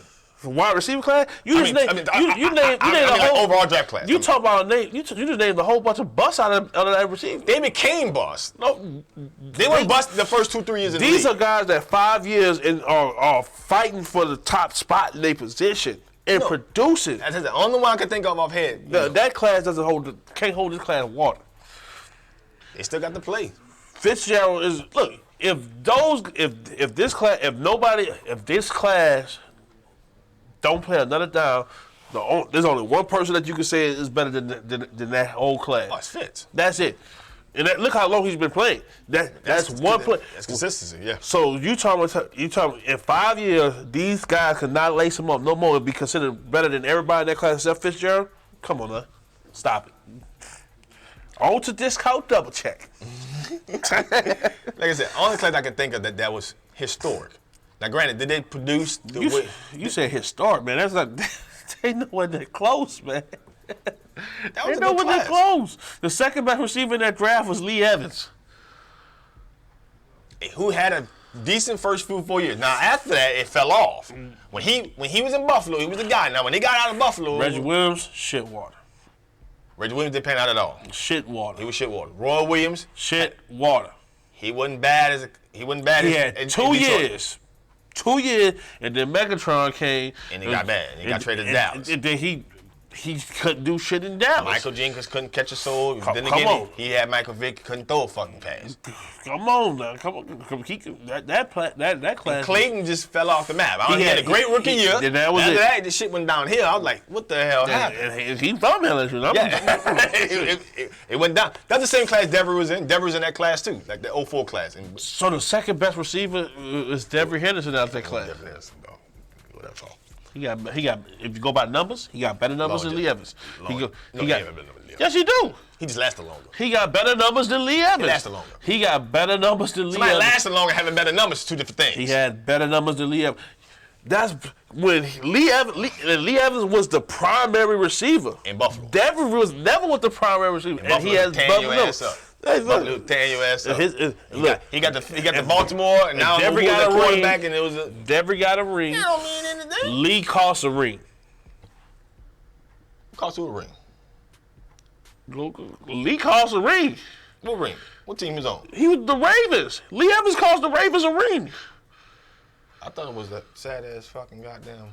Lee Evans cost the Ravens a ring, baby. I remember that because one of my best friends is a diehard Raven fan. Lee Evans cost them a ring in the playoff game, baby. Wisconsin, baby. Fumble, true drop, wide open touchdowns. Lee Evans for you. Denver never cost us. He won us games, never lost us games. But this 13 class, man, is a pretty historic group. It is, and again, some of these guys, like the guys I just named, these guys still got a lot of football to play, but right now, these guys are getting the big bucks out of that class. That's just what it is. They're getting the big bucks. These guys are proving in and game out that they're very, very, very good.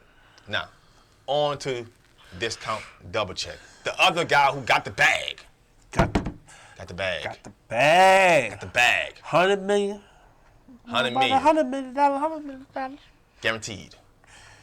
That bad man in Green Bay, Aaron Rodgers.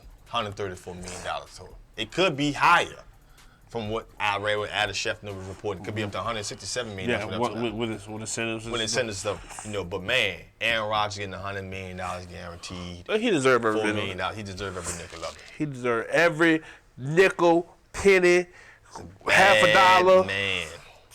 Bad man down there in Green Bay to get that kind of money. $134 million, $100 million in guaranteed money. He's the highest paid guy. This is the benchmark. This is the track. This is gonna be the.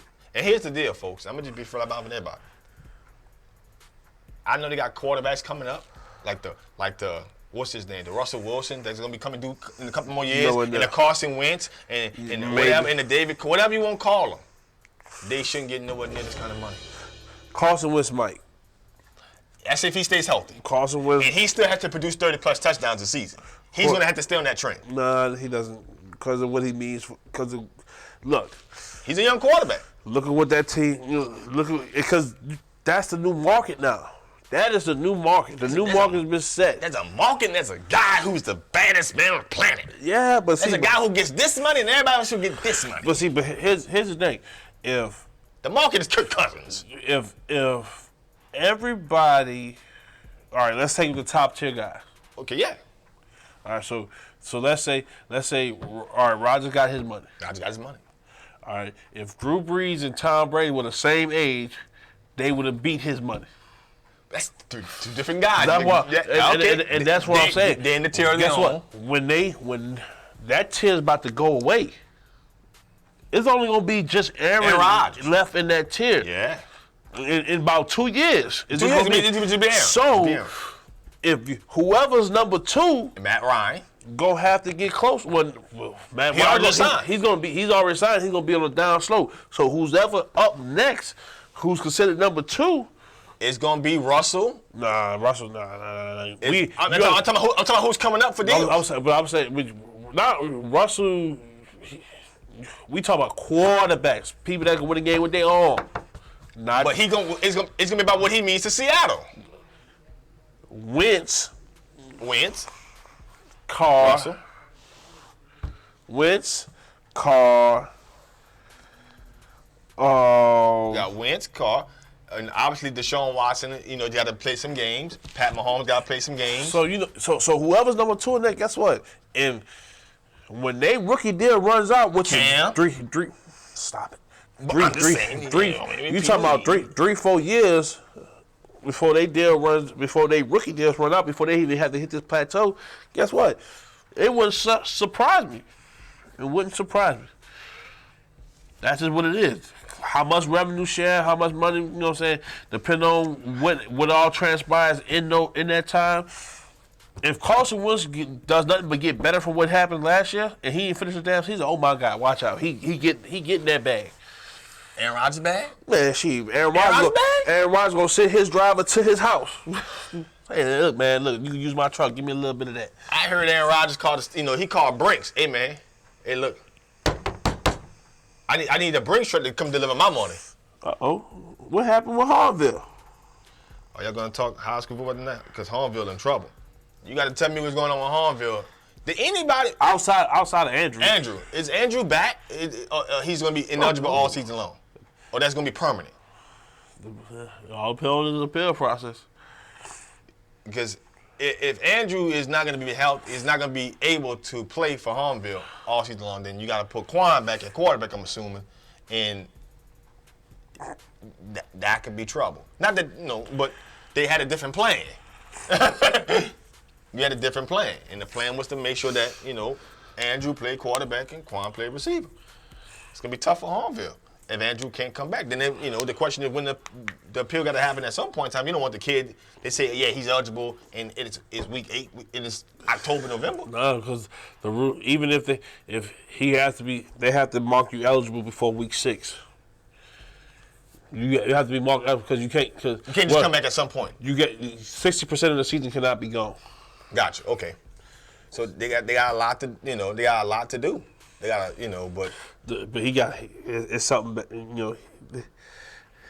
it's something. This is the thing with that whole situation.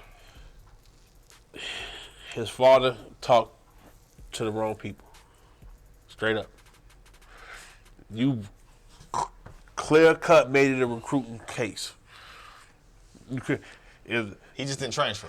No, if you listen to the words that he said in a live interview that you can go and find, it's recruitment. Verbatim, his dad says, when I was let go from Vanderbilt Catholic, we looked at our options. We visited a couple of schools. We visited a couple of schools, and Andrew was real good friends with Jaquan. So they talked and stuff. So we went and we visited with Coach Salt. You know what I'm saying? Then we found out like this was the best place for us. Then we found a house. That's recruitment all day. If he would have moved, he just moved. If he would have moved, that's a bona fide move. That's a bona fide move. So what you're saying? All he had to state was, when I wasn't renewed at Vanderbilt Catholic, we decided to move to Harmville. We decided, you know what I'm saying, we wanted to get out of the area that we was in. Well, you didn't have to explain that. Look, all right, I was let go, we moved. That was it. That's it. You sat there and gave. You made it like an option, like we had a. You gave everybody the fuel that they needed. And come on, you gotta be crazy. He went visit different schools in that district. Of course, the school that wasn't gonna get him, of course, was gonna say something about it. And then you have the video footage. Look, stuff all on social media. Look, it's bad when we hear way up there on the North Shore. We know everything word for word that's happening. Yeah, I would say we just moved. Because see, what would have happened is if they approve this, then they got to approve every recruiting situation.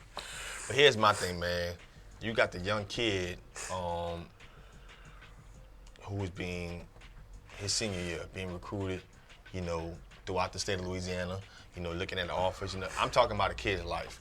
I ain't talking about just, That's true, but the rules are the rules. You can always, look, the LSA gives you an out. You can always go back to your school of choice and be eligible. He could go back to Vanderbilt Catholic and play football. He could go. Now the thing is, his dad won't be on the staff. He can go back. He can always go back to Vanderbilt Catholic and play football right now, and recruitment won't miss a beat. Right. You know what I'm saying? But that's the thing, though. I mean, I'm saying to myself, his family had already moved, so he'll have to go back to Vanderbilt Catholic, play his senior out. Hopefully, he gets recruited. Hopefully, he gets an offer. Look, this is why people frown upon the LSA. Nah, you can't get mad at them. They in this case, they did it the right way. That's clear-cut recruitment. And you said it. The father said it. All they had to do was look at when that case came up, all they did was look at the whatever team turned them in, all they did was look at they sent the video in, they looked at the video, well, shit, and you go in the LSA handbook, under the recruitment, his dad goes in order of things that classify as recruitment. Well, that's a red flag. That's a red flag. That's a red flag. Oh, that's a wrap. That's a wrap. That's enough. We don't even have to hit them over. You just gave us 4 red flags in the first couple of minutes of your statement on camera on the live feed. Now if Louisiana is the best high school association. I mean, not. I'm not talking about LSA. For its athletes and products on the field, Louisiana's number 1. All right. The two states that fall behind that, Florida and Texas. Well, in Florida and Texas, you would kind of say it's kind of better because a kid can transfer to a school. A kid can go to 4 different schools in 4 different years and play all 4 years. There's no rule. There's no rule stopping from a kid from playing. And that's the thing. That's the problem I have about this rule. This is the honest. How can you tell if my son, let's say, we live in Hammond. I mean, my son's supposed to go to Hammond High School. Let's say my son is good. Let's say my son decides to play football or basketball, whatever. Let's say my son decides to play sports and he's good. And you know what? He played his first year there, and like by me coaching and being part, I can sit there and look and say, man, the coaching structure is all messed up. They don't do it right. They won't develop these kids the right way. It's not a good program. Not right now. Right. My son only got 3 more years left. So I say, you know what? I'm gonna still stay in Hammond. Mm-hmm. But I see the U-High kid, let's use you. Let's say I see you high, but let me use a school that's a little bit closer to us. Let's say Denham Springs. All right, Denham Springs, 5A program. I said they got stuff in structure there. They quarterback is a senior. Let's say my son play quarterback. He graduated this year. I said, you know what, all right. So I'm gonna put my son at Denham Springs. I know the coach there. Boom, boom. You know, they got a real good program. He's gonna go there. And he goes there and he play. You know, he goes there. Right. But under the Louisiana high school rule, since we didn't move, he has to sit out a year now. In Florida and Texas, he go and he can play. In Florida and Texas, as long as he don't suit up for week 1, my kid could be right here week 1. He did play spring, played boom, boom, boom, boom, and somebody just transferred in, and I know that kid is good, and my kid just got put on the back burner. I can transfer to another school right there, and he playing week 2. Wow. So what Louisiana High School does is saying, you can't do what's best for your kid. I don't need to give you, this is my kid. I don't have to give you a reason for my kid to go to, if my kid start out at Higgins and I say, you know what, I want my kid to go to Carr. I don't need to give you a reason that my kid, I'm taking my kid out of Higgins High School and put him at Carr School. I don't need to give you a reason, but you're going to penalize my kid because me as the parent said, you're not going to Higgins no more, you're going to Carr. Now he got to sit out. Right. That's the problem I have with it. If you just say no, if you want to transfer, you got to transfer in between this time. I have no problem with that. Right. If you say like, all right, you transfer up until between the last. All right, so July is. So you can transfer anytime up until July and be eligible for the upcoming season. I have no problem with that. But to not do it that way and say, look, you have to do it this way, and it hurts the kid. Right. That's the wrong reason behind it. I think that's I think the LHA, I say, needs to really figure out when it comes to these kids, especially their senior years. These kids are not transferring out of programs, not to be ineligible to play this sport. Right.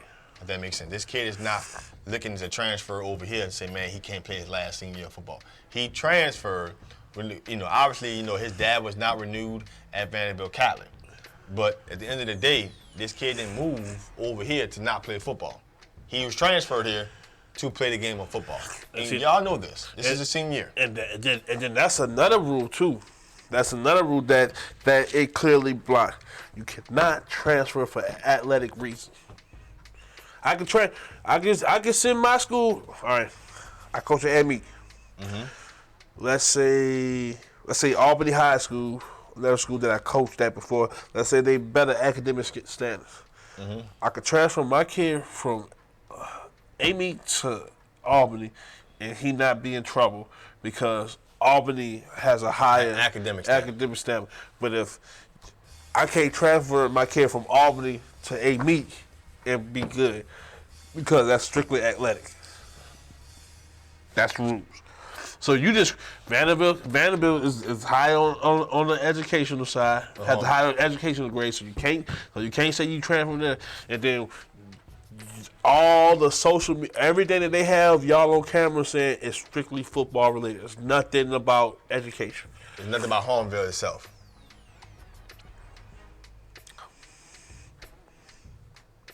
You gave them all the fuel to the. It's like getting away with murder, and nobody knew. Nobody would ever found out. But you know what I'm saying. You a rapper, and you dropping hints off about such and such. Well, that's only something that you could have known. That's somebody that only something the murder could have known. So now I get to dig a little deeper and feel like, you just incriminated yourself. Right. He's not. I hate it. He's only there for athletic reasons. And I hate it because he's a good kid. He's a real good kid. He's a phenomenal talent. But when you play if you're gonna play the game a certain type of way, understand the rules and the ways that you have to go about it. Okay. I just say I look at it from the kid perspective, man. This is a kid. I would like to see that kid play senior year. You know, at the end of the day, I think he has offers, and more important, I want to see the kid get an education at the next level. And I don't give a freak what anybody want to say. Having a scholarship to college is what matters. I don't care if it's athletic or not. It gives that kid an opportunity to have a shot in life. So he's being offered, he's being recruited. I think that, and again, I don't know full-fledged deep of the situation, but I don't know if Vanderbilt Catholic, filed anything, to make sure this kid wasn't eligible or not. I don't know if people just came out the way and say, hey, what's going on? But I think this kid's senior year, I wanted him to see him on the field. I want to see him get recruited. I want to see the kid get a scholarship, because that kid may not be a pro football player. He may not be, an NFL quarterback. But the guy can make a difference at his university, get an education. That same kid may come back into the community and make a difference in the community he comes from. Why? Because he had a college scholarship, So that's what I look for. But you're taking the senior year away. Now I understand the rules, Coach Hen. I feel you. We on the agreements when it comes to the rules and regulations. But now, I hate you hate it. You hate it. I hate the way that you hate the way it's set up. up. But I'm looking at this kid senior year, man. This could be a kid that can, because of his senior year of his experience of high school football, got recruited, got a D1 scholarship, probably went to, let's say he went to UL, played 4 years, started, had a good act, he got a scholarship, because of athletics, came back in the community, man, became a teacher, became a principal, or became a coach in the local area, and like, man, who was that kid Andrew? Man, that kid went to home, but that kid had great, and that's the story you're looking for. But that story could be all diminished by taking that kid's senior year away and him not getting a scholarship possibly to go play football. Now he got to go to some university and become a walk-on and work for all this. Well, the one thing about the college recruiting landscape, they seen, they didn't see the story, they understand it. So the people that was interested in them, probably still interested. Most likely they're still interested in them, so. But he don't get his senior. He don't get a chance to. But that's the. He played. He was just saying he played the gamble and he lost. That's the thing about it. If you can't just. And especially, the thing about it was too. You always gotta look back at the parents in the situation. The dad actually coached football. Right. He knew the rules and regulations.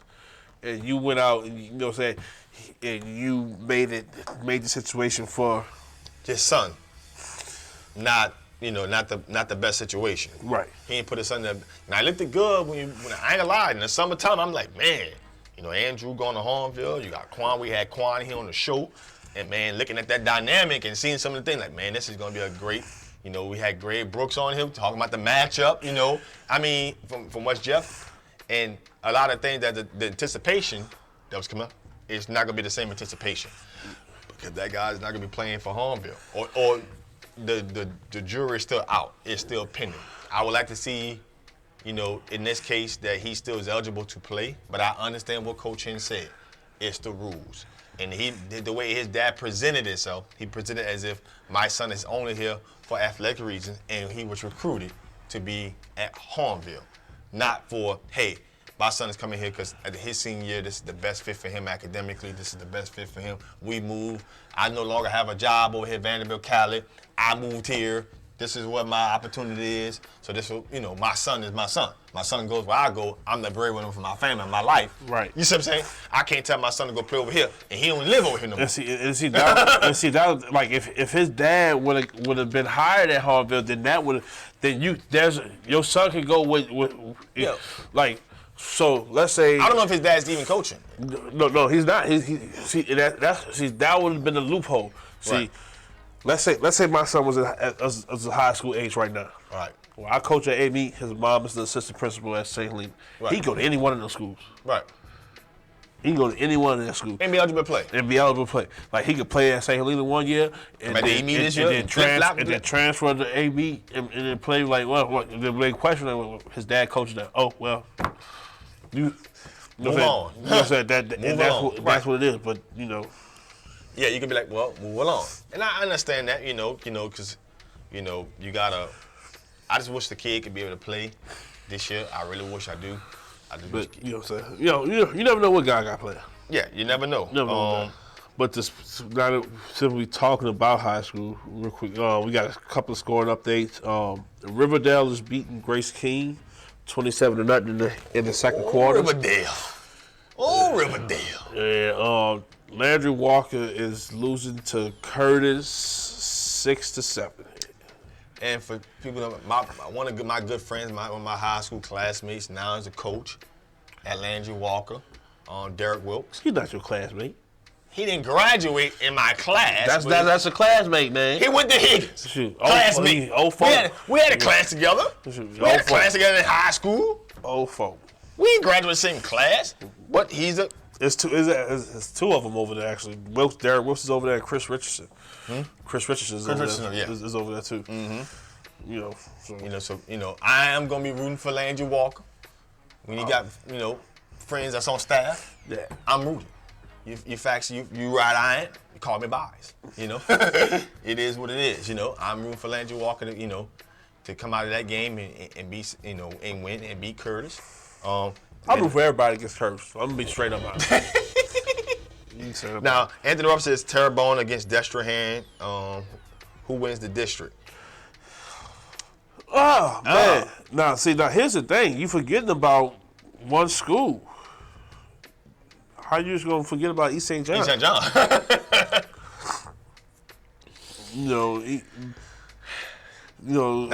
It's Coach Brandon Brown. Brandon Brown's at East St. John. He's back home. Man, he got a phenomenal staff with him. He brought one of our college teammates with him, Corey Peters, who was the offensive coordinator at Scotlandville. He's in East St. John too. They played against Eric, Eric was like ranked number 3 and lost by 1 point to him in the Jamboree. So they're ahead of the curve in certain aspects than what people think. By time district comes, it's a whole different thing. Whole different thing. So I'm not sure it's just out of Terrebonne. Not sure it's just out of Destrehan. Not sure you can't forget about East St. John. Look, Andrew was a big part of what Harville was doing. But shit, that doesn't mean Harville's out of this shit either. No. You know what I'm saying? That's I think. Get ready for a hell of a football season in that district. Because I think, in my honest opinion, I believe that is the toughest 5A district now, since I'm out of high school. I mean, because our district, when we played, our district was Higgins, West Jeff, Eric. Well, all 3 of us went to the playoffs every year. Yeah. Bonneville, they went to the playoffs. East Jeff, they went to the playoffs. We had the only team that didn't go to the playoff was Riverdale. Every other team, every team in our district went to the playoffs. So bad. That was about 03, 04, 02. They was bad. You said they don't have enough to beat Terrebonne. Here's the problem. No, here's the biggest flaw I see with Terrebonne.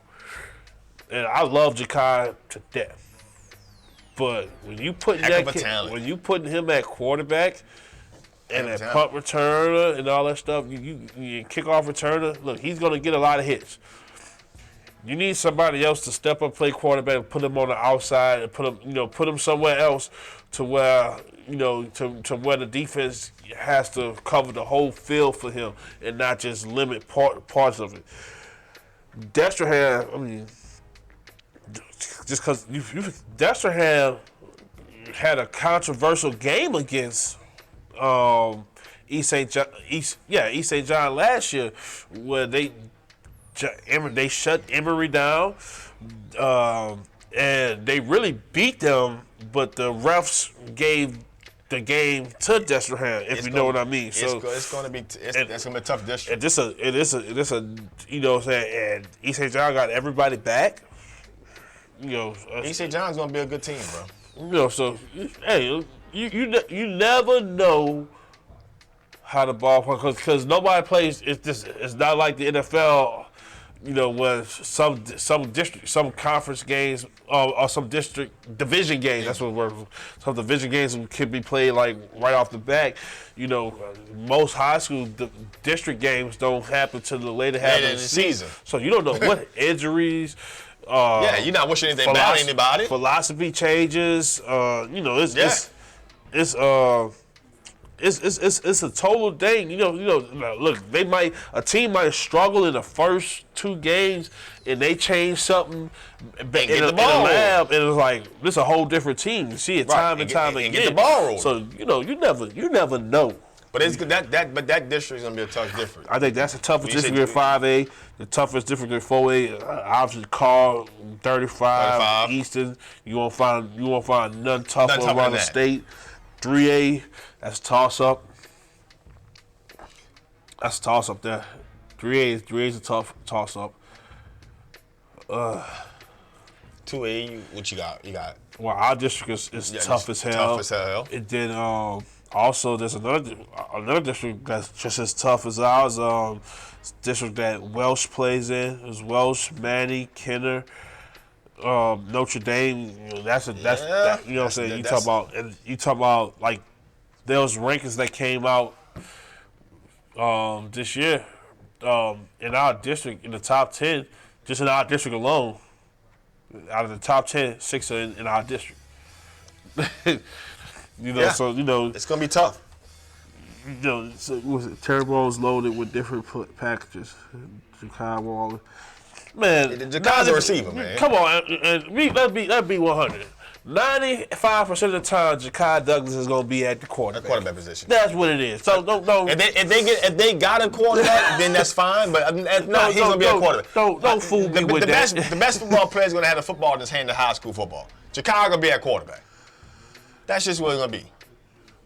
Anthony, I can't come to a game because 9 times out of 10 we play the same night that y'all play. So, I won't be there. But send a play for you, boy. Anthony get down, man. Anthony gets down, man. I know how Anthony gets down. Anthony gets down with the food, man. Got some sausage. Gets down. Send a play, but you've been to the A-meet atmosphere. Y'all boys. Look. We ain't your average 218. Ain't the average 218, man. We ain't your average 218. Ain't the average 218. It ain't the average 218. It ain't no 2A atmosphere either. No. Like the Jamboree alone, us versus Lab, that oh my gosh. Y'all school, when y'all play, you think the whole state then got shut down or something. You like, man, where all these people come from? Why this place so packed? I told you, man. Why it's crazy up here, man? We said proudly. There's only 2 teams that play football in Tangipahoa, Hall, and that's us and Kentwood. And we don't care. If you think you deserve to be in that conversation, play us. Yeah. No, I'm not playing y'all. Y'all got college football talent on the roster. I mean, I'm just saying. I mean, there's. I ain't talking about he could go play at Nichols. I'm talking about D1. You say about Nichols? Nichols done turned it around. They think the old Nichols. SDC talent, man. Hey. Win some, you lose some. That's what it is. Talent. I ain't talking about nothing offense. You know, Nichols or Tulane or Conference USA. I'm talking about the cream of the crop. So now you giving SEC the cream of the crop that it deserves? Hey, look. Do a Big Ten. Look, the 2 SEC schools in the championship, I have to close them out. hey, I'm still Big Ten, but when you had 2 SEC championship teams, international championship, guess what I had to do? I had to be quiet. That's just what it was. We didn't have nobody representing the big dance. Wisconsin didn't make it. Ohio State didn't make it. Take their lead. Look, come on up. Look. Just let me know when you want to come up. I'll put you in the spot that you want to be in, and come on down. You know, turn up the grill and enjoy some good football, baby. And look, we only got 4 home games in the regular season this year. We only got 4 home games. We play LaRonja week 2. There's gonna be a lot of high school football. We play Independence week 4. Somebody else in there. Not Lake Christian. We play at home, and then we play St. Helena at home. I was looking forward to the West Jeff Hornbill game. Just to see that Greg Brooks, Jaquan, you know. I mean, you still might get to see it. You still might get to see it. You don't You know what I'm saying? You don't know who, because the way behind the scenes, and just talking to Jaquan this whole summer, so the way it looked like even before Andrew came, like it was keep Jaquan at receiver at all costs. Right. Now you just gonna miss that dynamic arm, that connection. But from the time that Andrew transferred over, the other kid was there before. So the connection should still be there, but he was coming off his injury too. So right. I just hate it for the kid. You hate it for the kid. I definitely dislike it for the kid too. For people who are following the Saints game, Saints up 6-0. Up 6-0. Taysom, special teams Hill is 6 of 10 with 101 yards. Slanging that thing, yeah. Why not still play JT Barrett? I mean, because he's going to the. It's just like I said, you're not gonna let somebody showcase for another team to come get them. Boss Scott got a touchdown. But I tell you, boy. Boss Scott got a touchdown. Obviously, somebody must have missed the field goal. Or they've been going for 2 all preseason long. So I don't think they went for the field goal. I think they went for 2 and they can get it. That's my assumption. Cam Merriweather got 1 catch, 56 yards. Traquan, boy, Lord. Boy got 4 catches. And we streaming the game. That's where everybody at. And we streaming the game. Y'all tune to FanView Live. Well, obviously you tuning into FanView Live. Yeah, but they tuning in like that. Found where my phone was at. They over here. It's all good in the hood, baby. It's on the same network, baby. It's on the same network. Man, they just give people updates, man. Jonathan Williams, had 10 carries, 40 yards. Scott got 6 carries, 26 yards, touchdown. Cam Merriweather got 1 catch, 56 yards. Traquan got 4 catches already. That dude gonna be special. I told y'all when we drafted him, baby. Okay. I told you when we drafted him, he gonna be like one of the gems in this draft. Now, we got 5 minutes left. Really 4. Maybe 3. College football is here. Who's going to get upset? Matter of fact, who's upset? College football starts tonight. Texas A&M play tonight. Texas A&M play tonight. But by the way, hold on. Saints scored a touchdown. Cam Merriweather scored a touchdown. But continue. Who drew the ball? Taysom Hill. Oh. Special teams Hill. Oh, slinging that thing, yeah. Special teams Hill. But, Texas A&M kicking out tonight. Man, look, I'm excited. And I get to see LSU beat the Hurricanes. So you can stop looking like that. You better hope y'all quarterback is as good as advertised. Hey, that's not gonna shake Patterson. Cause he gonna have to play in the snow. Hey, it don't matter, baby. He never played in the snow. It don't matter, baby. Don't matter. Oh, it matters. Notre Dame, Michigan. Week 1? Week 1. Who coming away with the dub? Wolverines, baby. Trent Black, Donovan Peoples-Jones, my man Gilden. Listen, Shea Patterson, and one of the top 5 rated defense in the country. Devin Bush at middle linebacker. We coming to wreak havoc, baby. And don't forget about Maurice Hurst. Who blocking him? I thought Maurice Hurst got drafted. He got drafted. Maurice Hurst got drafted. Rashad Garrett. You know what I'm talking about. He already picked. He had the NFL. Rashad Garrett. Who blocking him? Well, look, I'm going to probably the best defense on this side of heaven. Boy, you get greedy back. Lord, they let Christian Fulton play. They don't know what they just did. Do you suspension? Oh, Rashad Lawrence, who blocking? Oh no. Ed Logan, Ed Logan blocking. Bender for Hilcoat, who blocking? Ed Alexander? Yeah, but he hurt. He hurt right now. But they go 6 deep at the D line. I ain't gonna give all their tidbits right. Case for Horde. If you look, let me tell y'all something. If y'all thought Joe Barnes, if y'all thought Key was something, wait till y'all see Case for Horde. It's about to get ridiculous. Then I didn't even mention Devin White. Lord, I ain't missing Devin White. You got Mr. Devin White. Devin White, All-American. Woo! First team All-American. Now, here's the question. We're talking about LSU. Joe Burrows, where we at? Slanging that thing, yeah. Well, what I tell you, look, when I first saw him, and me and him was eye to eye, I was like, oh, we got us a quarterback. Okay. Tall white boy. Then he started throwing the ball. When I'm talking about throwing, I ain't talking about no. You know he only got 30 passes in the whole college career. Hey, tomato. Hey, the dude that just got drafted #1 overall didn't play a damn down until he got to Oklahoma. What is you talking about? Shit. What is you talking about? Tomato.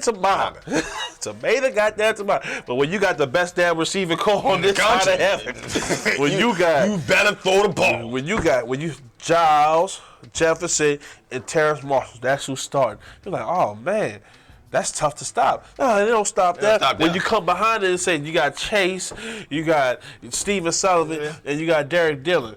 Oh, we go 6 deep. And the two backs, they receiving backs. And you got that one. Curry's a freshman, but he gonna tote that thing. He gonna be the power back. Look, man, right. Football is here. No, I'll tell you what, I'm gonna watch Alabama to see who started that quarterback. We're gonna talk to the quarterback. But y'all play Louisville. And Patino, you're bad. You out there tomorrow. We're gonna be Alabama. We already know you're about to lose by 30. What you expect the head coach to say? We're going to have a good game. We're going to give it our best shot. No, that means say, man, coach don't believe enough. Man, look, we about to go whoop their ass. To the second quarter, get here. We going to whoop some ass, too. See, if we don't whoop their ass on the field, we going to have the best. We going to whoop their ass and taping. Man, look at my tape job out there. Man. Look at our trainers. Our trainers look better than them. You know what I'm saying? You're going to win some type of way. Yeah, win some type of way, baby. You know that I went on that field. Hey. Hey, you never know. But the game has to be played. Any given Saturday? The game, that's sports. That's why I love it so much. Anything can happen. Yeah. Anything can happen. Nick Saban coaching? Anything can happen. Look, if that was the case, he'd be undefeated, nah? No. Okay. Well, he gonna beat Louisville though.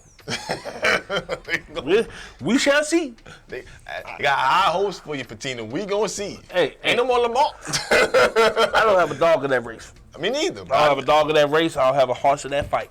Yeah, I said it like that on purpose. But I'm just excited to see some, what Clemson gonna look like. That D-line there. You know what I'm saying? What Ohio State gonna look like. Norman Meyer for the first 3 games. Was Norman Meyer. Did anybody heard? I think some of the guy, Smith been talking. But somebody resigned from Ohio State. I don't know if he was an assistant AD or somebody resigned because they didn't think the punishment that Urban Meyer received was enough, and he resigned from Ohio State. I think this is one of those cases that the NCAA should step in. I honestly do. That's appallable. That's horrible. Yeah. Because that not only represents the school, it represents the brand. And the brand is college football. So you saying that's okay. College football saying that's okay. Right. But it's here. It's here. We got some top talent in the state as far as high school wise. Y'all missed the heavyweight game last week. Yeah. We play tomorrow, 4 o'clock, because they don't got no lights. So we play 4 o'clock. Metairie Park Country Day. So the New Orleans folks who wanted to see what A-Meet was about, come on down and check us out, baby. We playing Metairie at 4. Look, the game over with about 7:30. I mean, you make it to the game in New Orleans before halftime. Right. That's what that is. For people tuning in, I know a lot of y'all are already on our other stream. Saints game has arrived. And we appreciate that.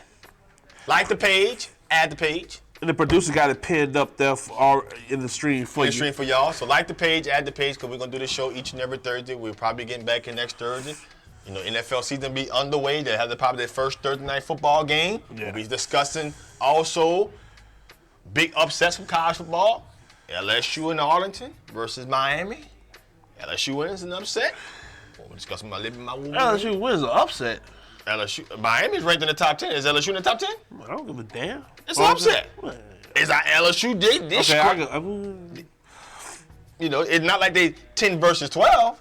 They 10 versus 8 versus 25 in the AP poll. So according to, I consider that an upset. When you could beat a team that's 17 positions ranked higher than you, an upset.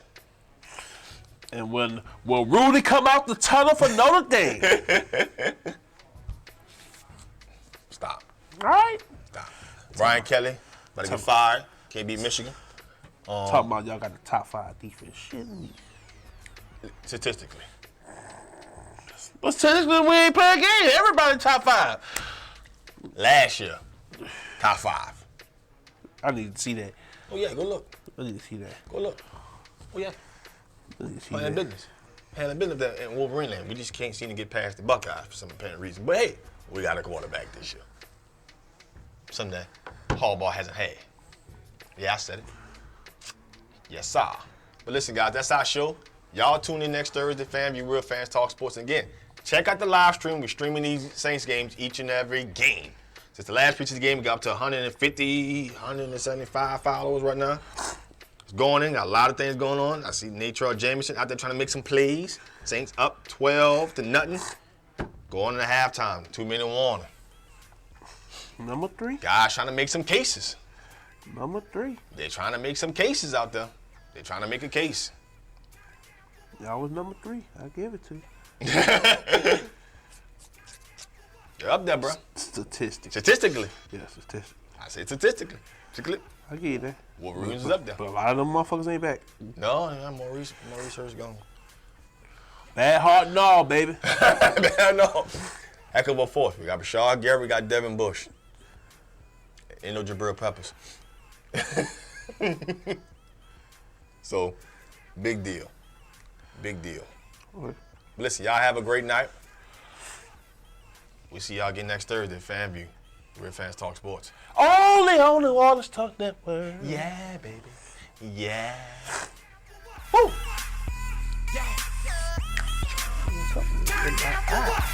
I see y'all all puffy, it's all red over there.